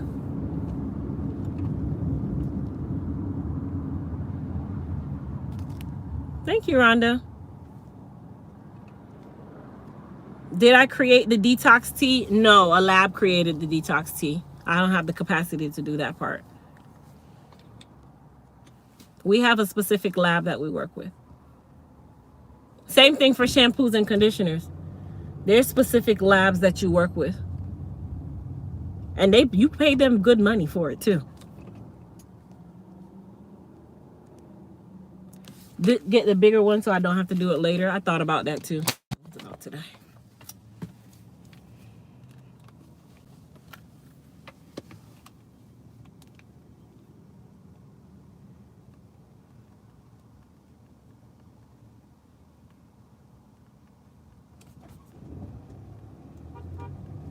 Did you just blow me? I'm gonna read your comments in just a second, you guys. I gotta park anyway.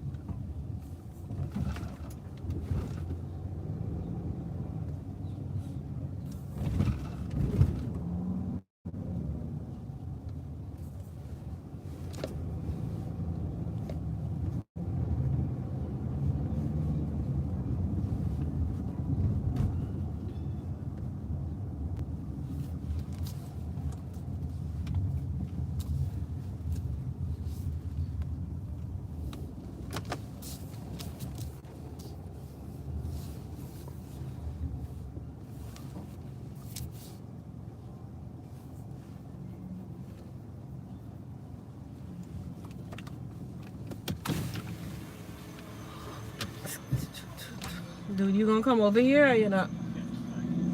Let me just tell this man, because he see me standing here like...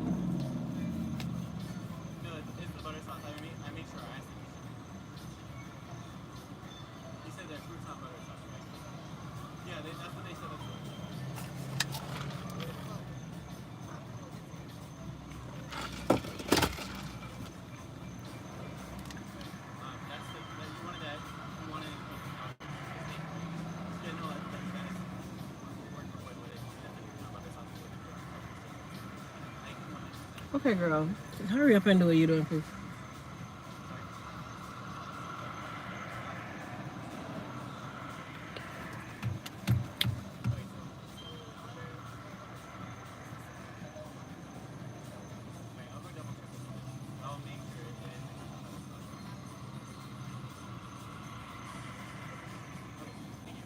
Excuse me.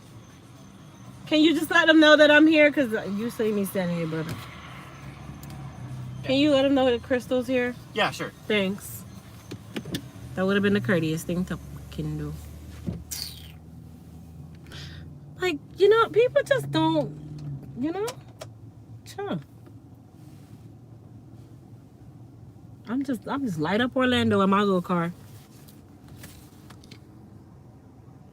Are you serious, Grasshopper? You're so funny. All right, I'm gonna go back.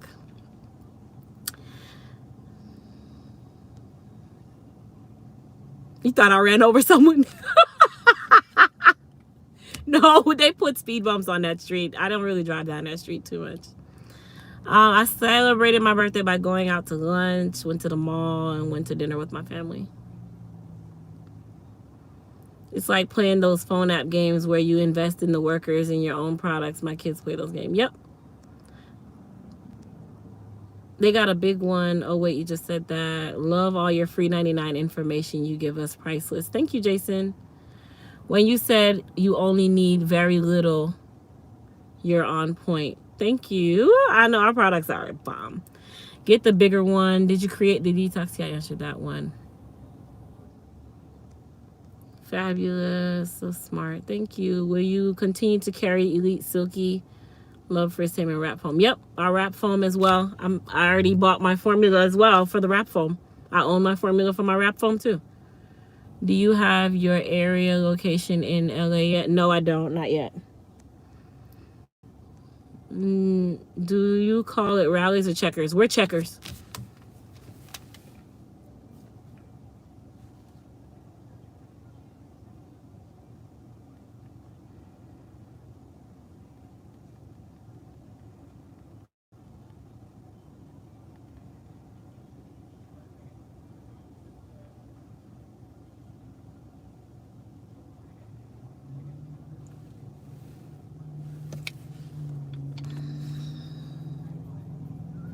Hi, Barbados.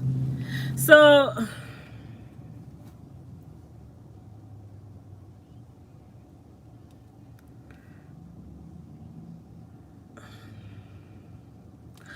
I want the mixer.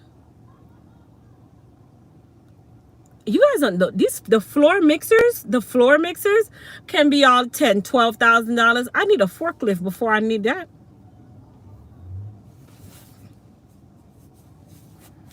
I need to finance a forklift or something, because boy, these forklifts are ridiculous. Oh, you got money. If you see that video. Oh, large. Oh, he got money.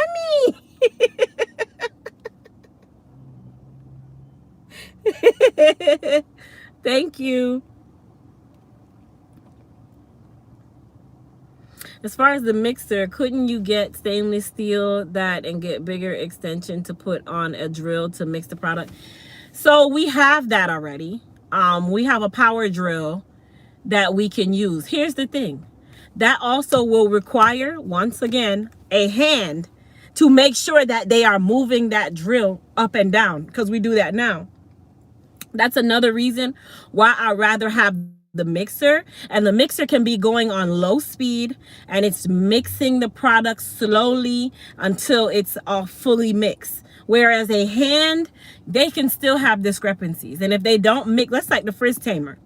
The frizz tamer has a product in it called dimethicone, right? And we also use a product called PEG 8. Dimethicone and PEG 8 have to be combined correctly for these properties of frizz taming and gloss to actually happen. If not, when you get it, it has what, if you ever made soap, that's what they call it when you make soap, right? When you're making soap, you have to mix it until you literally see no lines of product. It has to be well mixed. Same thing with the frizz tamer, same thing with the serums, everything. So rather than having them mixing it with their hands, and I can have a mixer doing it, there leaves no space for discrepancy. The only thing that I have to make sure that they know is the recipe. So that's why I tell people when it comes on to stuff like that, like you want to start becoming more efficient and less hands. The less human hands you have involved in something, I'm sorry to say it, the better. The only time human hands are really required is when you make my food, because food cannot be made by a machine. But when you are mixing things like cake batter and all these things, have you ever seen a bakery with a drill? It's not gonna be mixed the right way. And when you're dealing with hair products and serums, I want my products and my serums to be mixed up appropriately. Very important. So as I grow, I want to make sure that I have all the tools that I need for success.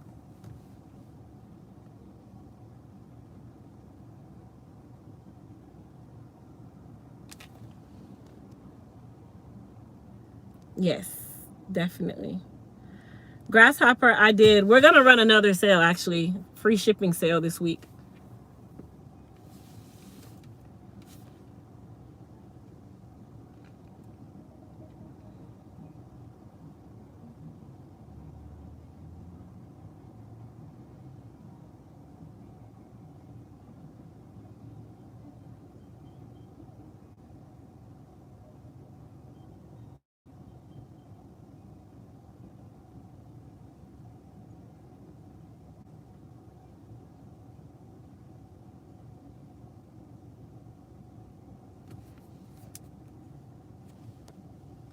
They're trying to eliminate people in the food industry it's coming. I know. Yeah, I worked in restaurants where you have big mixers and didn't know they cost that much. A big mixer can cost the same price as this forklift that I'm looking at. What is it? Why is it? Let's not even talk about the pricing on a lot of this stuff. I need to finance a forklift.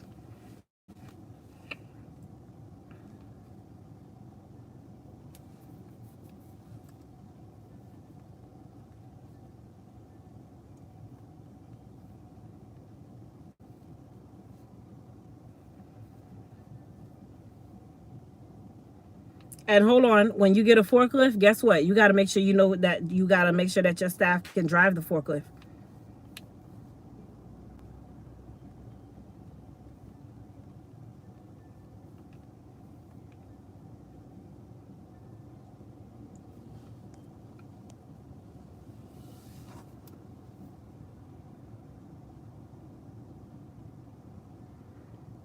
Relaxer, the insurance on Relaxer is ridiculous. The insurance right now for my business is damn ridiculous. So if I'm making Relaxer, that's even more damn ridiculous.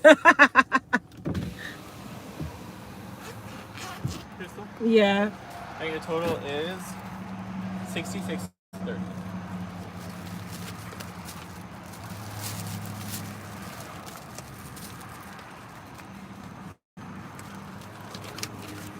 You can keep the change. Thank you.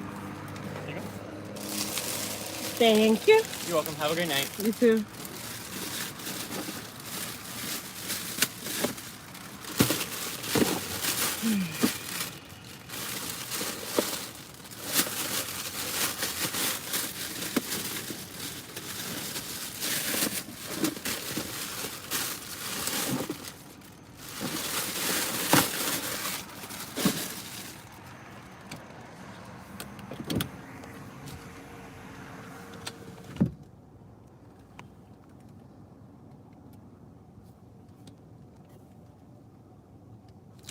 You know, I didn't think about buying a used mixer.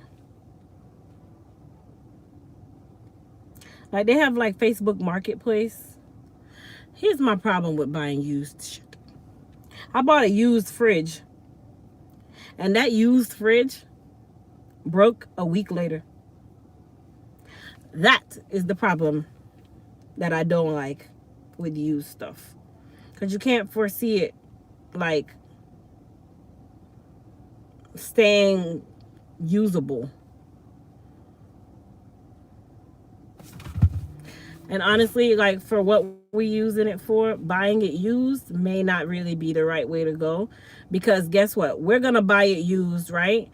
To then use it 100,000 more times. And it's already about 100,000 years old. It just wouldn't do us any good.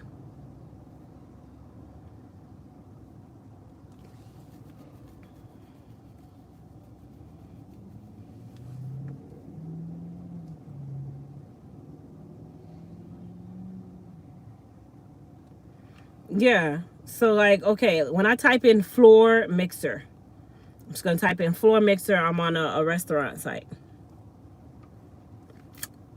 A good floor mixer, this one it can make 40 quarts, which is equivalent to 10 gallons. It's $3,500. A 30 quart mixer is $2,500. A 60 quart mixer is $21,000. A 60 quart mixer can also be $5,500 depending on the quality of that mixer. $11,000. 15. These are the numbers that I'm looking at. 32,000. What the hell these mixers do? Almost a concrete grout your kitchen. It mix your food. Apparently it has to be doing something more than mixing batter, because it clearly cannot be doing anything more than that. Y'all see these prices that I'm calling out? So little old me now, okay, who comes on and I see these mixers here. Oh, nice. One heap of price. Then I go on. Oh, yes. Oh, yes. Just the paddle for the mixer is $250. Just the paddle.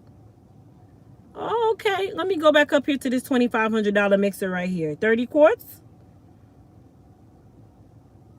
Let me see. 30 quarts is what? So 30 quarts. Quart to ounce. 30 quarts can make 960 ounces of product.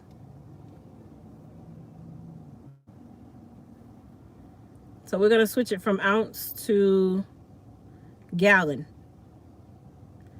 30 quarts can make 7.5 gallons of product.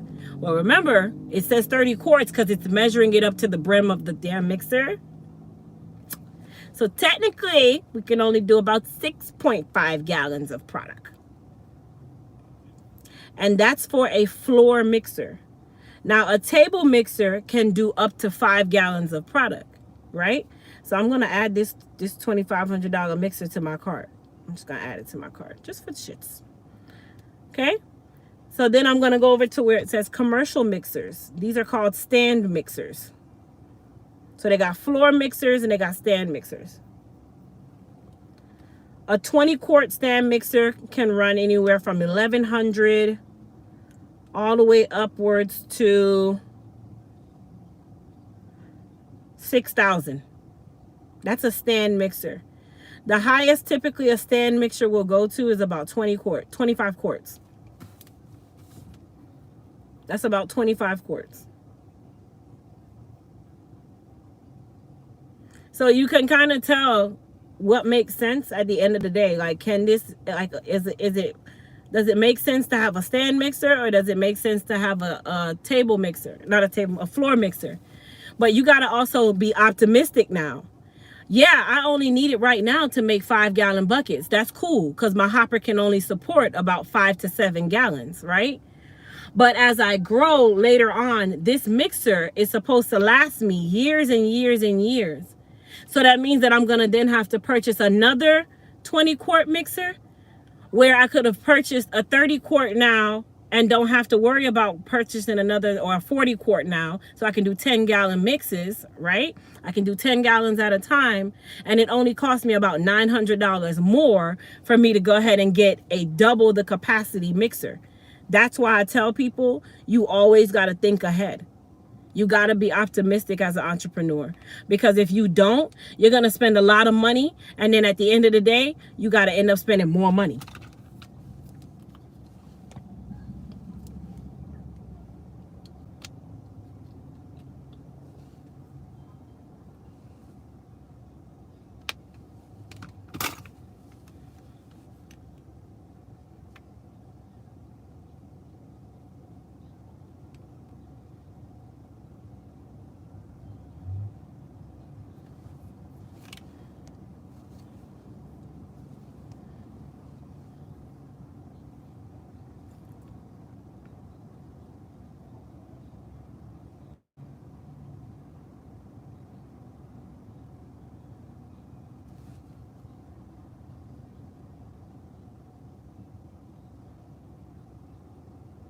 Okay, so the stand mixer also requires its own table.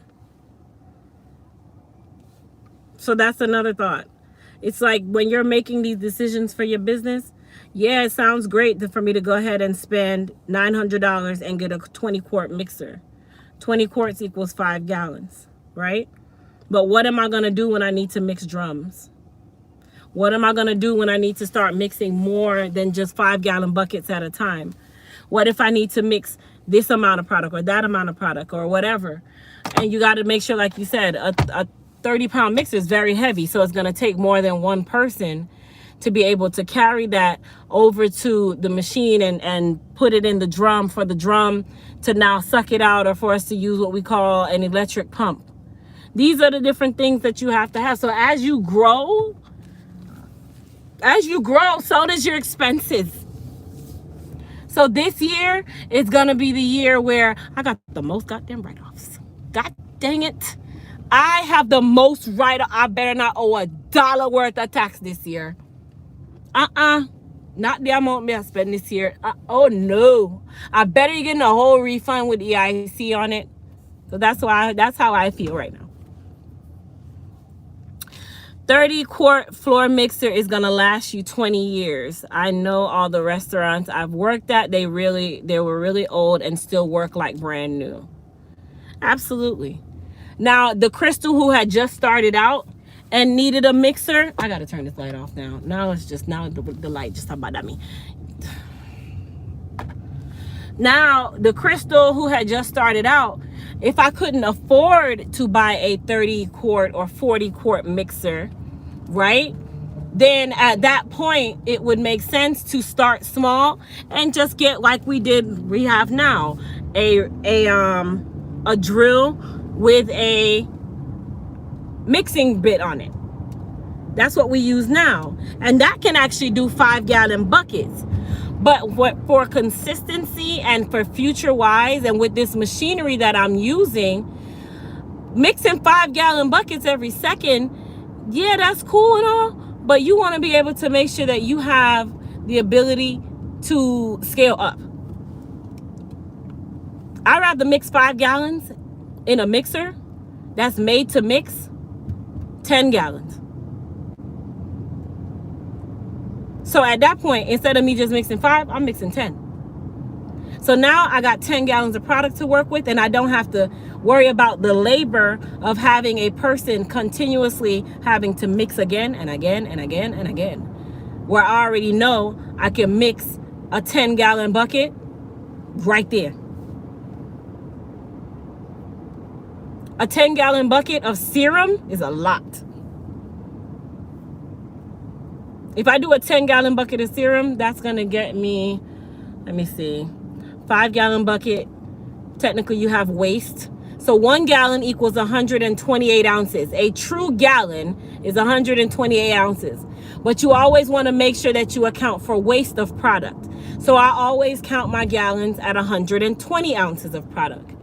120 times 5 is 600 ounces of product. So a 5-gallon bucket can make you 600 ounces of product, including the amount of waste that you're going to have, right? We're speaking in liquid volume, okay? If I do a 10-gallon bucket, that's 1,200 ounces of product that I will be able to have bottled in one batch, okay? 1,200 ounces divided by 2-ounce bottles can make me 600 bottles of product.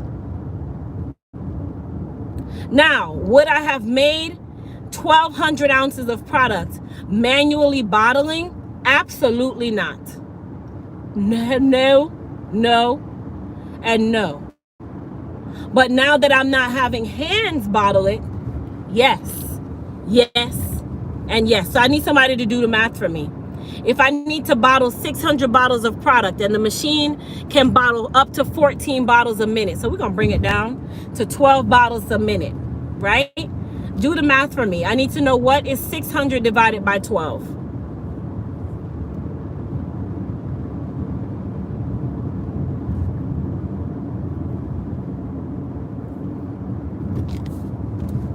And we're talking from start to end. Loading the bottle, dropping the product, putting the cap, running the label, putting the shrink wrap, ready to go in the box. Somebody tell me what 600 divided by 12 is.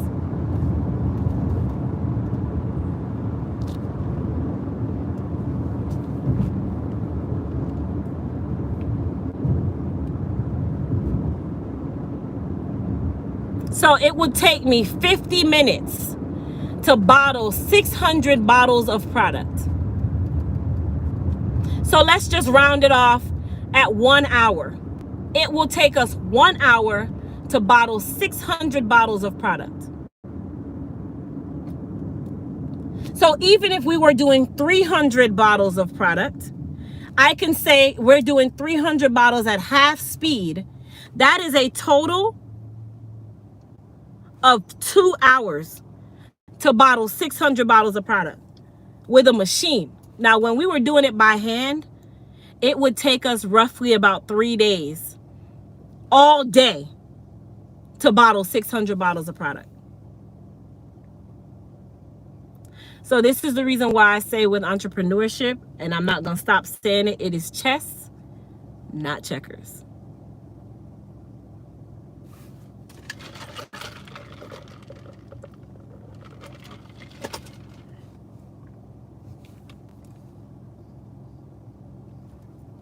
Yes, you're going to put out a lot at the beginning.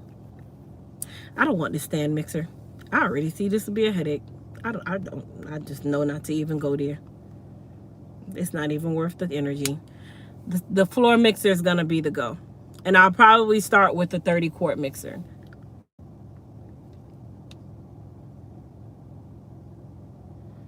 For another $1,000, I can get a 40 quart mixer. It's the same company. But the problem is also a 40 quart mixer is going to require me to have a 240 volt outlet. That means I now have to get Joel, which is Kat's husband, to come back and run us another 240 volt outlet. I'm not doing all of that. I'd rather get literally a 30 quart mixer and start there. I can scale however many I need to, but at this point we want to make sure that we can at least do 5-gallon buckets. And if I can do up to 7.5, cool then. That still will give me a quarter of what I needed. More than a quarter more than what I needed.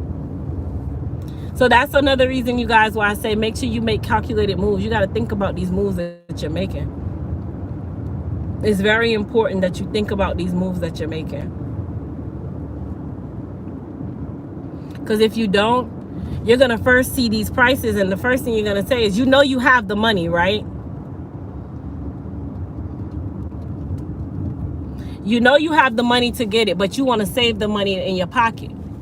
But when you're thinking like, well, why go spend an extra $2,000 or $1,500 to do 10 quarts more when I can just do that with a 20 quart mixer or whatever, and I'm good, and I just got to put it on the counter and that's straight. Okay, that's straight, right?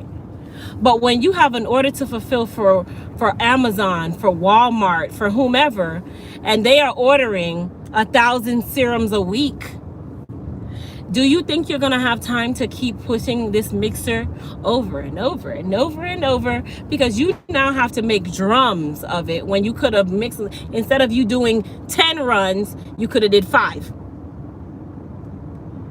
So think about that when you're making your decisions. And these are, like I said, entrepreneurship requires you to think a whole heap. Some days I'll be so mentally tired from thinking, you will be like, what? Some days I think so much, I'm just like, I'm okay. Mentally, I check out. By the time I get home, everything that I said I was gonna do, I end up falling asleep on it because I mentally tired myself out today.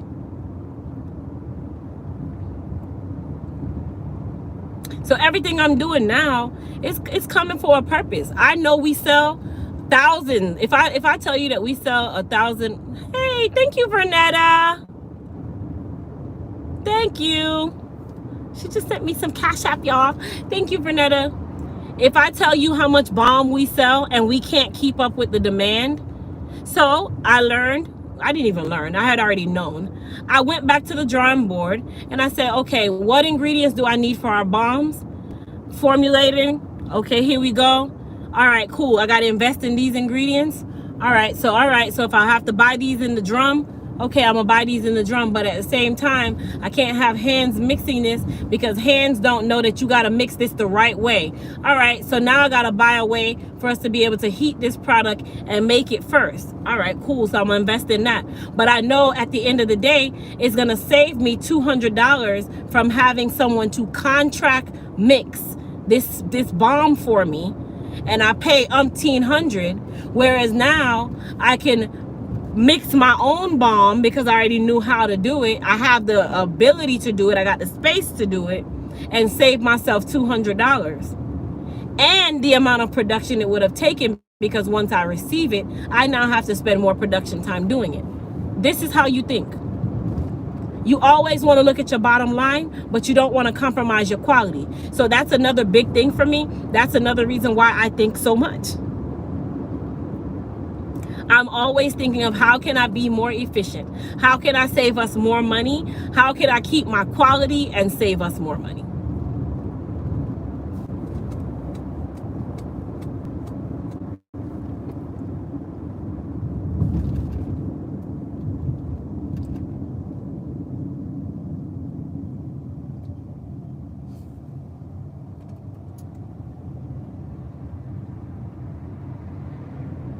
Now I will be able to send Amazon 500 bottles of my product because it takes me 2 hours to make 500 bottles of my product. That's how you want to think. Not, oh man, yes, I'm looking at $1 million, but I don't want to spend $40,000 on this equipment because you know that I could have spent that on a limited edition Birkin bag. That's what people do. Thank you. Thank you, Rhonda. Thank you, Jason. I gotta go in the store.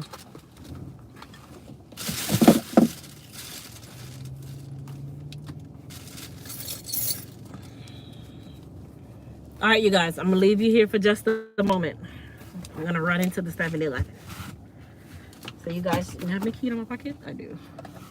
Sit tight.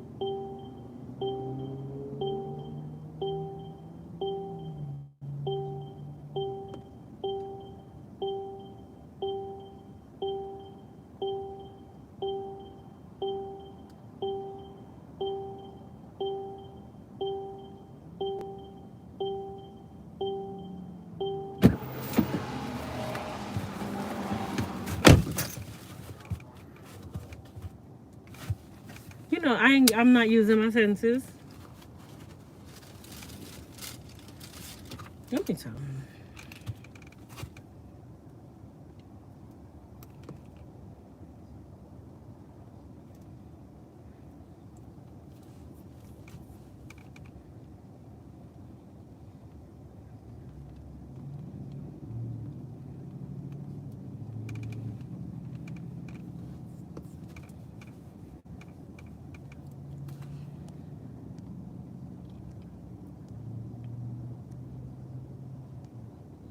After you get so successful that you don't have to work anymore, I think you should start doing motivational speaking.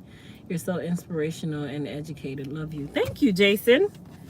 I appreciate that. I wanted to start my own hair salon business and makeup business.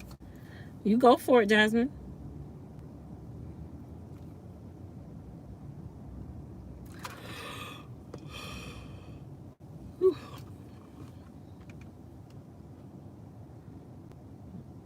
I, they don't have any at the 7-Eleven. Where did you go?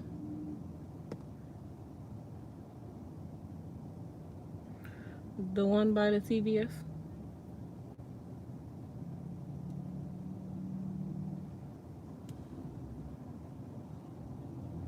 Oh, the one closer to, okay. Okay.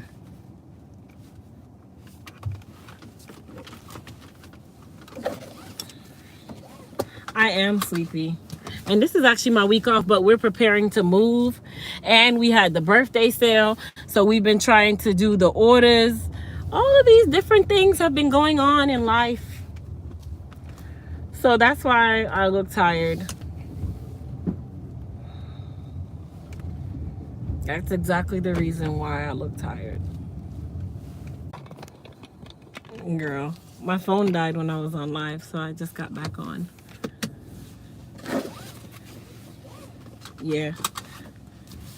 Talk to you later. All right. Sorry, guys. My phone actually died while I was talking to you guys. I had to wait for it to turn back on. So I'm back. And then I needed to get gas so I don't have to stop in the morning. Because I have to take my mother somewhere. And I have to go early. So I don't want to have to stop anywhere. I want to be able to, like, get as much sleep as I can. So that's why I stopped to get gas now. These mosquitoes, wow, special. So yeah, so another thing that I did learn, that's even with warehouses.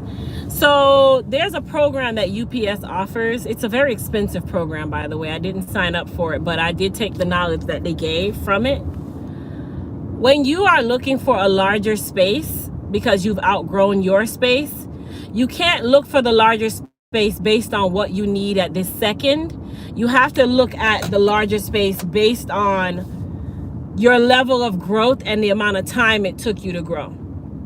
So if you outgrew your space currently in less than a year, and now you need double the size of your space, and it's been less than a year, then you need to say, how long will you be able to stay in your next space for 5 years? Are you going to be able to stay there for 5 years and not have to scale up again? But you have to also do it within the means of what you can afford. So at the same time, I also learned through UPS, their little program where they were trying to get me to spend $20,000 for them to come into my warehouse for literally less than 5 days and look at my operation and tell me where I can ramp it up. I would have been a fool to spend that kind of money. But at the same time, I did take a lot of information from their 19-hour-long presentations that they did. And it told me, like, okay, I outgrew a 1,400 square foot space in less than a year. So in 5 years, I'll probably be at the point where I need about a 10,000 or maybe 20,000 foot space. Right now, I have a 5,400 square foot space. Am I going to grow out of that space quickly? Probably. But are there things that I can do to create more space for me to use if I need to? Probably. So that's the next thing that I learned about when you're looking for a location. You definitely want to make sure that it is big enough for you to scale up without having to move again and again and again and again. So this space that I'm going to my mind right now, it's extremely large. But in about 2 years, will it be extremely large? Probably not. I'll probably need a second location. I will need a second location. So that's definitely something to think about when you're looking at how much space you need. I started my house. I started Elite Hair Care products in a bedroom in my home that was no more than about 100 square feet. So that should tell you where I started. And from that 100 square foot room, I went into almost 600 square feet. It was, hell no, I'm lying. It was about 300 square feet. Yeah, I'd say about 300 to 300 and 350 square feet, if not even that. And that I outgrew that in less than a year. To the point where we had to store bottles.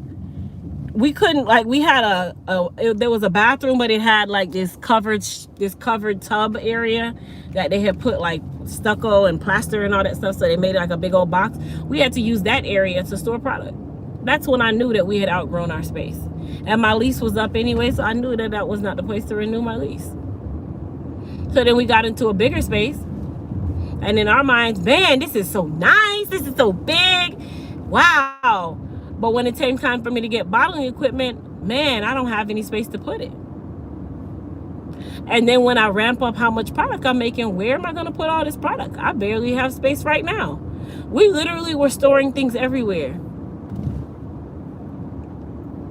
So definitely think about that when you're looking for a location. That's very important.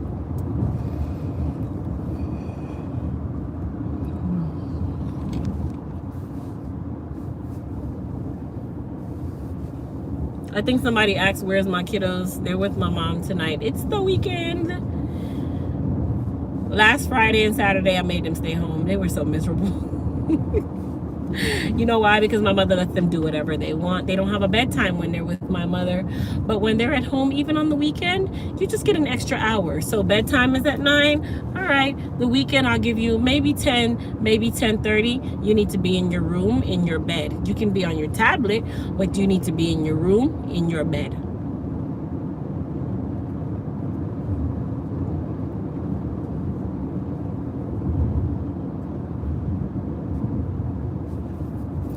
All right, now the lights really just.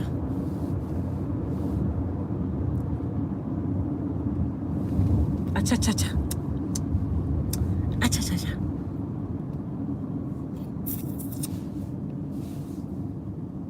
An empty space always look better. Yes, it does.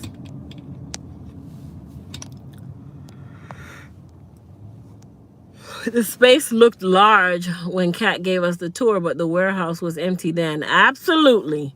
So when the racking gets in there, then we start seeing the space get smaller and smaller. When our products and shelves is in there,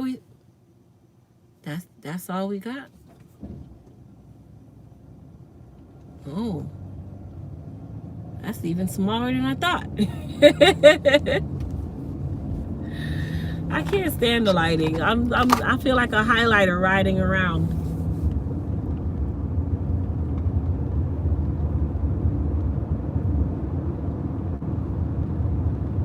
I'm almost home though. When I get home, live is over because I literally want to take a shower. And I have a favorite spot on the sofa that I'm going to sit. And I'm going to put my foot up on the ottoman. And I'm going to watch TV and fall asleep over my TV. That's just what I plan on doing today.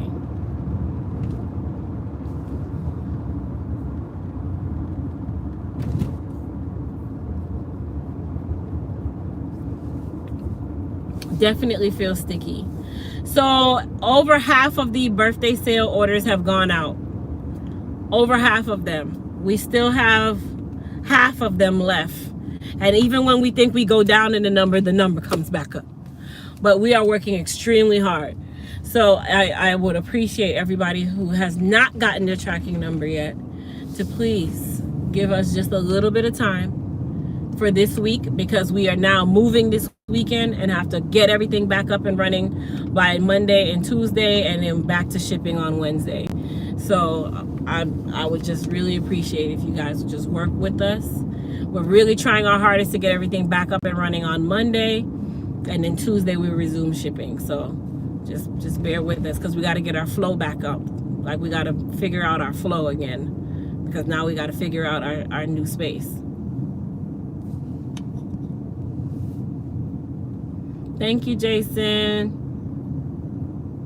My son just pissed me off. What happened to you, girl?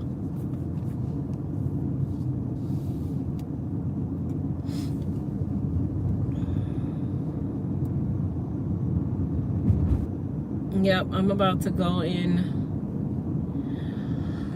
I'll be driving through my neighborhood. And we call this part of the drive is called Miami, because it's just so long. We live so deep into our I'm going around your ass. You getting on my last nerve. I'm going around you. I can't bother.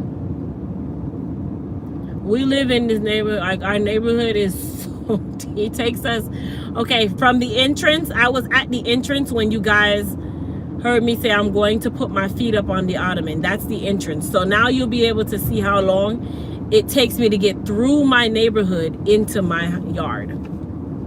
That's why we call it Miami.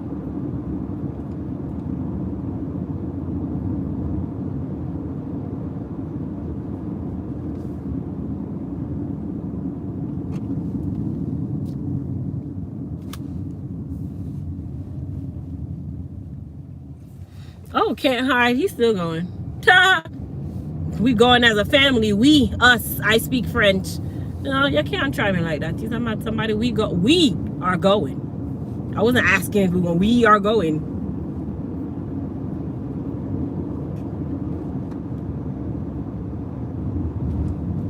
I'm still driving, y'all. And I'm going 40 miles an hour in my neighborhood. So that should tell you I'm still driving. That's why we call it Miami.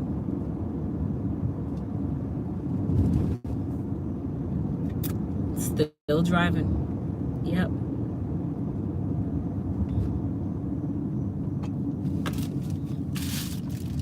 All right, I'm still driving. I still haven't gotten to my house yet.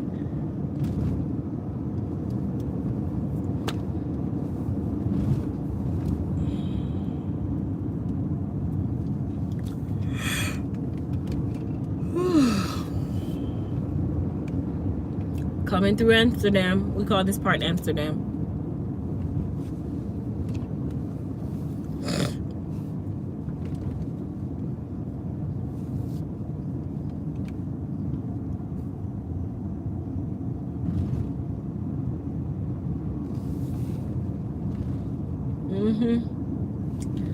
Still in Amsterdam.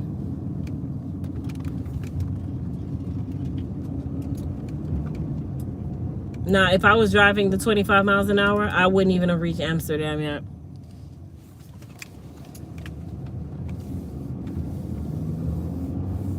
I'm approaching Dubai.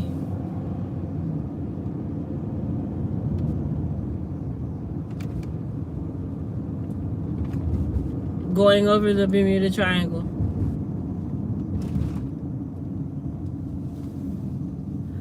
Turning into what we call Jamaica Trini. I am turning into what we call Jamaica Trini. And I'm pulling into the official Jamaica Trini house. And I have officially made it to my house. Oh my gosh. This is how long it takes me to get home.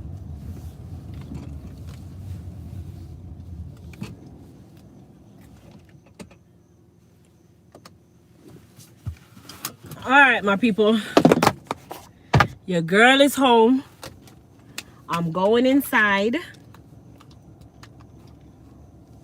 Oh, shit. Your girl is not home. Has to go back outside. Sure, man. Oh, my gosh. I forgot to stop at the store. Now I gotta go back out.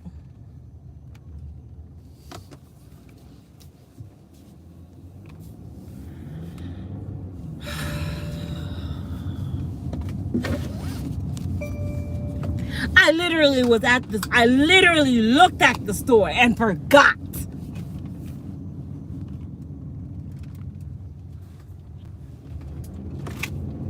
Channel. Good night.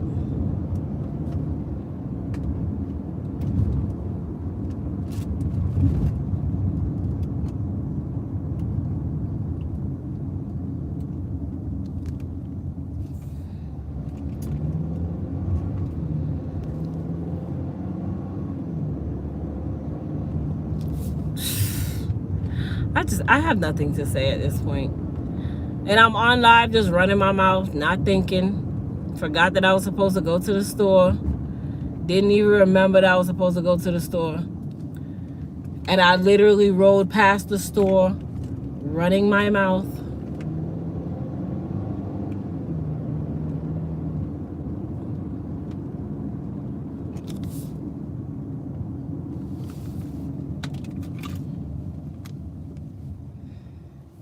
Child, I'm going. So why did I get all the way home, pull up in the yard, and forgot to stop at the 7-Eleven? I'm going back there now.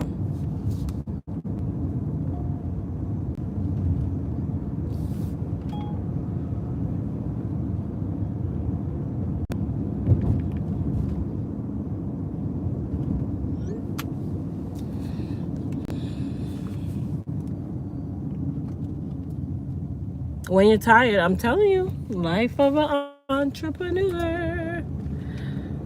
Baby, I'm gonna reach this store so quick.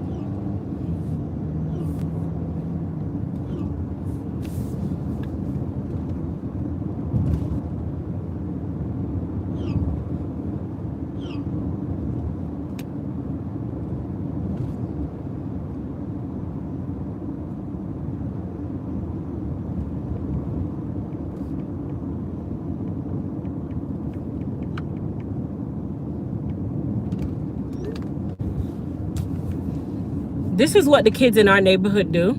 Y'all see this little car right here in front of me? It's a golf cart. This is what the little kids in our neighborhood ride in. Golf carts.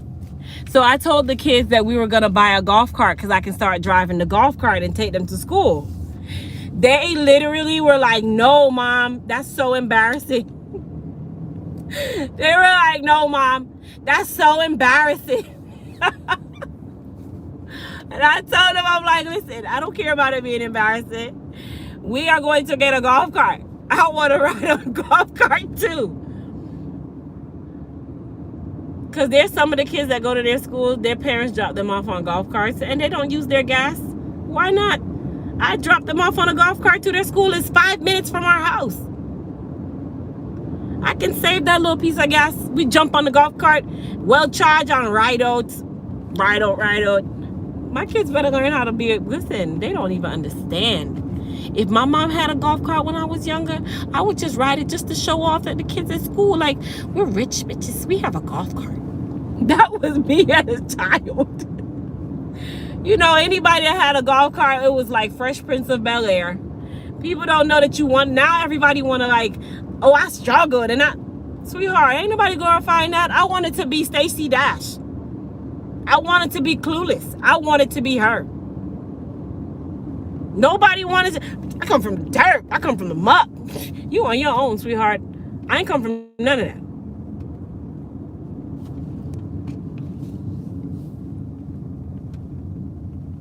Happy birthday, Pam.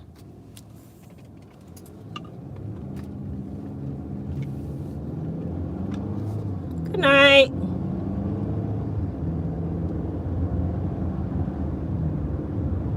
Can't hide, girl. You better take those 6 Flags and your kid will be going with you. That's a lie. I'm gonna waste my money.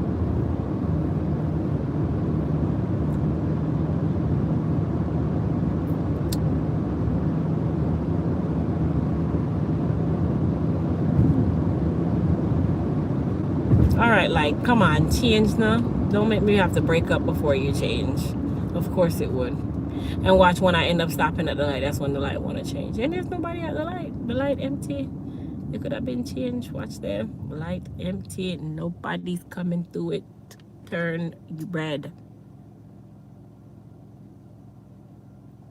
I talk to myself a lot in my car.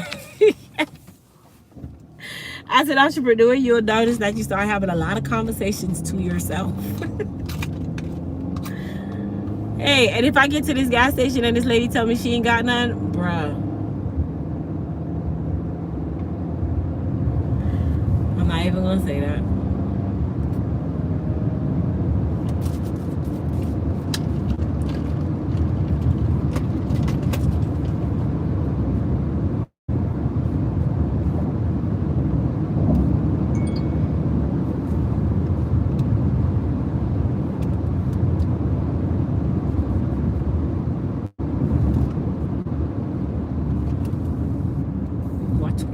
girl.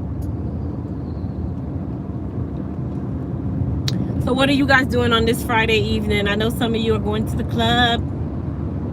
I won't be going to anybody's club.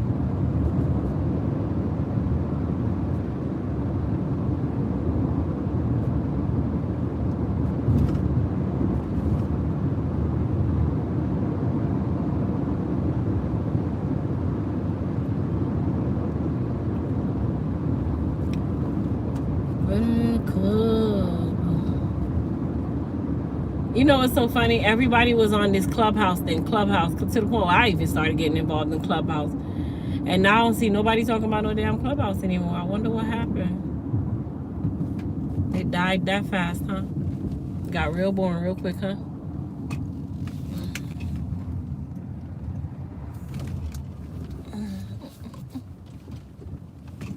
Because it got real boring real quick for me.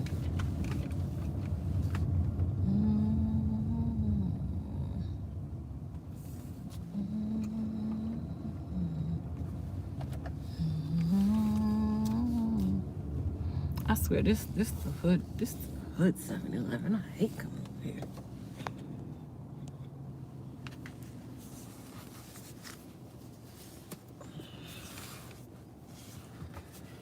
First 48.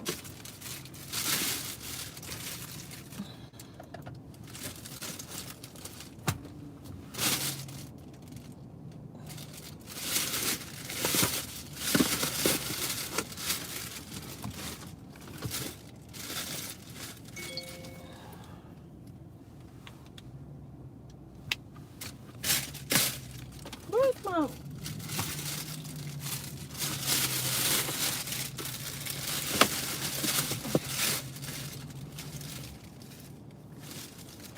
Okay, I just had a mask. Now I don't have the mask.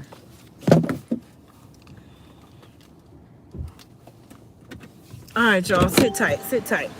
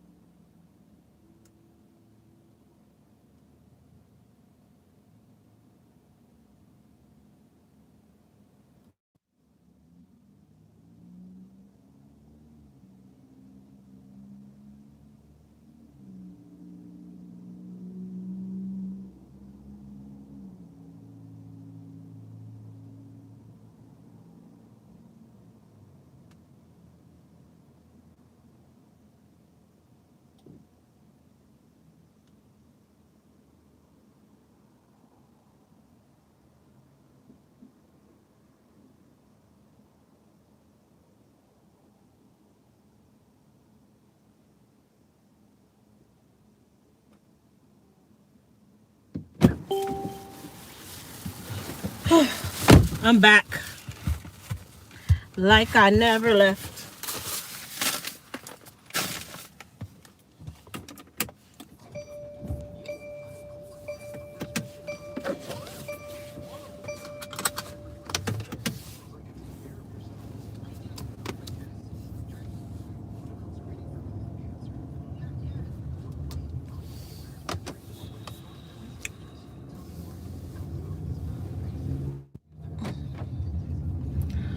Going back home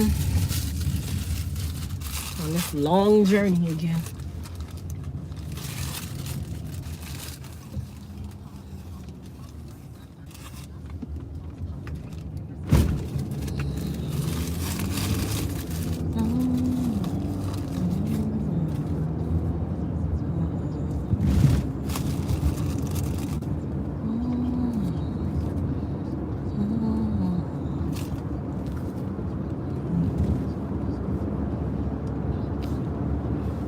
Thank you.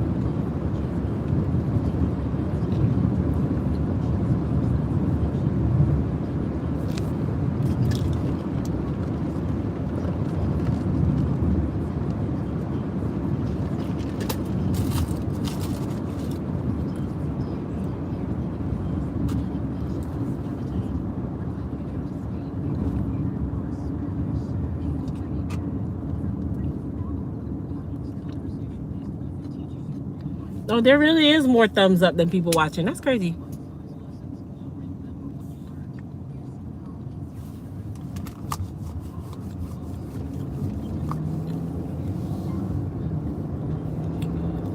Headed back to my neighborhood.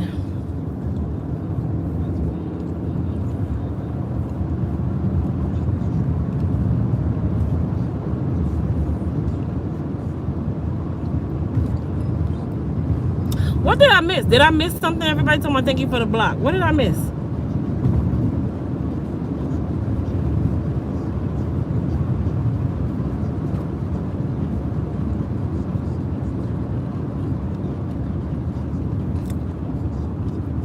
Crazy Pete, what happened? X-rated? Oh, okay.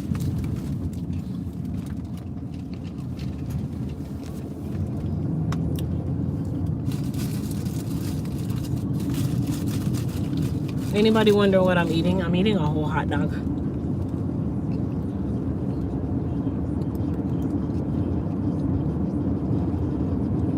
Going through Miami.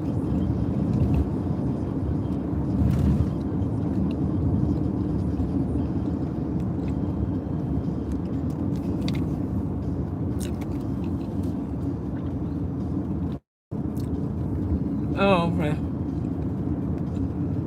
Well, you know, it always got to be little trolls and stuff.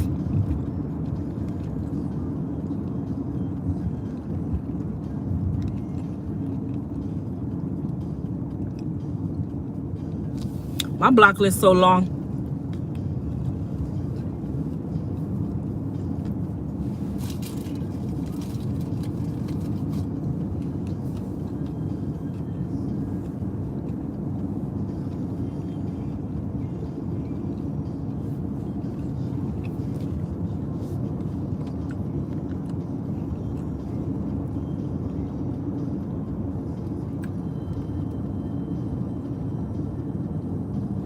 No relish, they didn't have any. I got onions, ketchup, and mustard.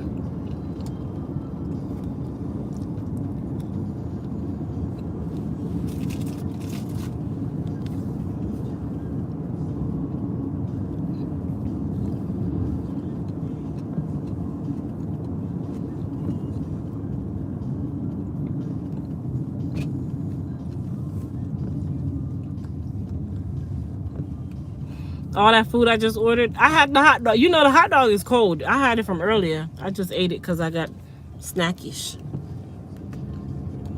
And out of all the food that I ordered earlier, the seafood paella is mine. That's the only thing in the whole order that's mine. The rest is his.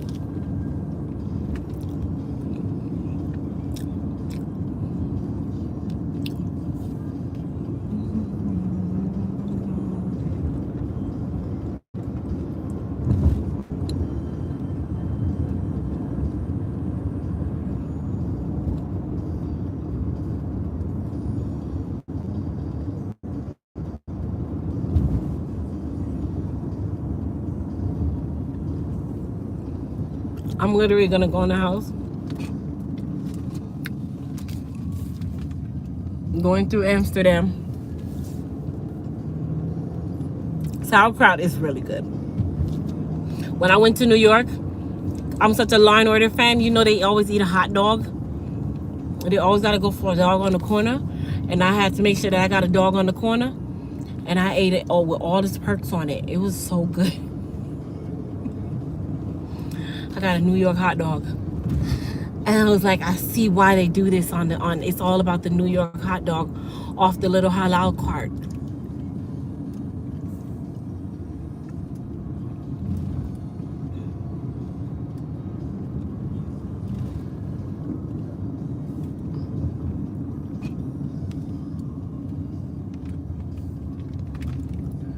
They're called dirty dogs. Well, that was the dirtiest dog. It was so dirty, it was good.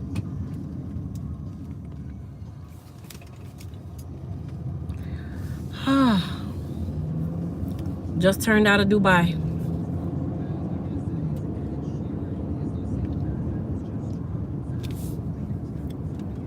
Approaching Jamaica, Trini, right now.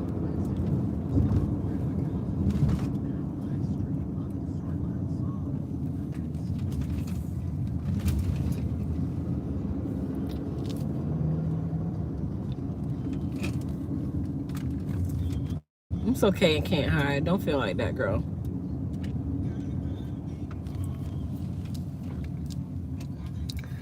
And I have now pulled into Jamaica, Trini, officially. Officially, you know? Yeah. I am here.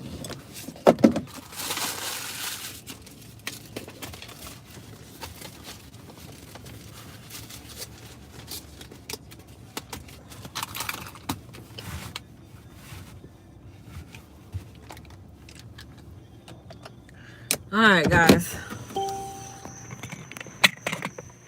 I am home.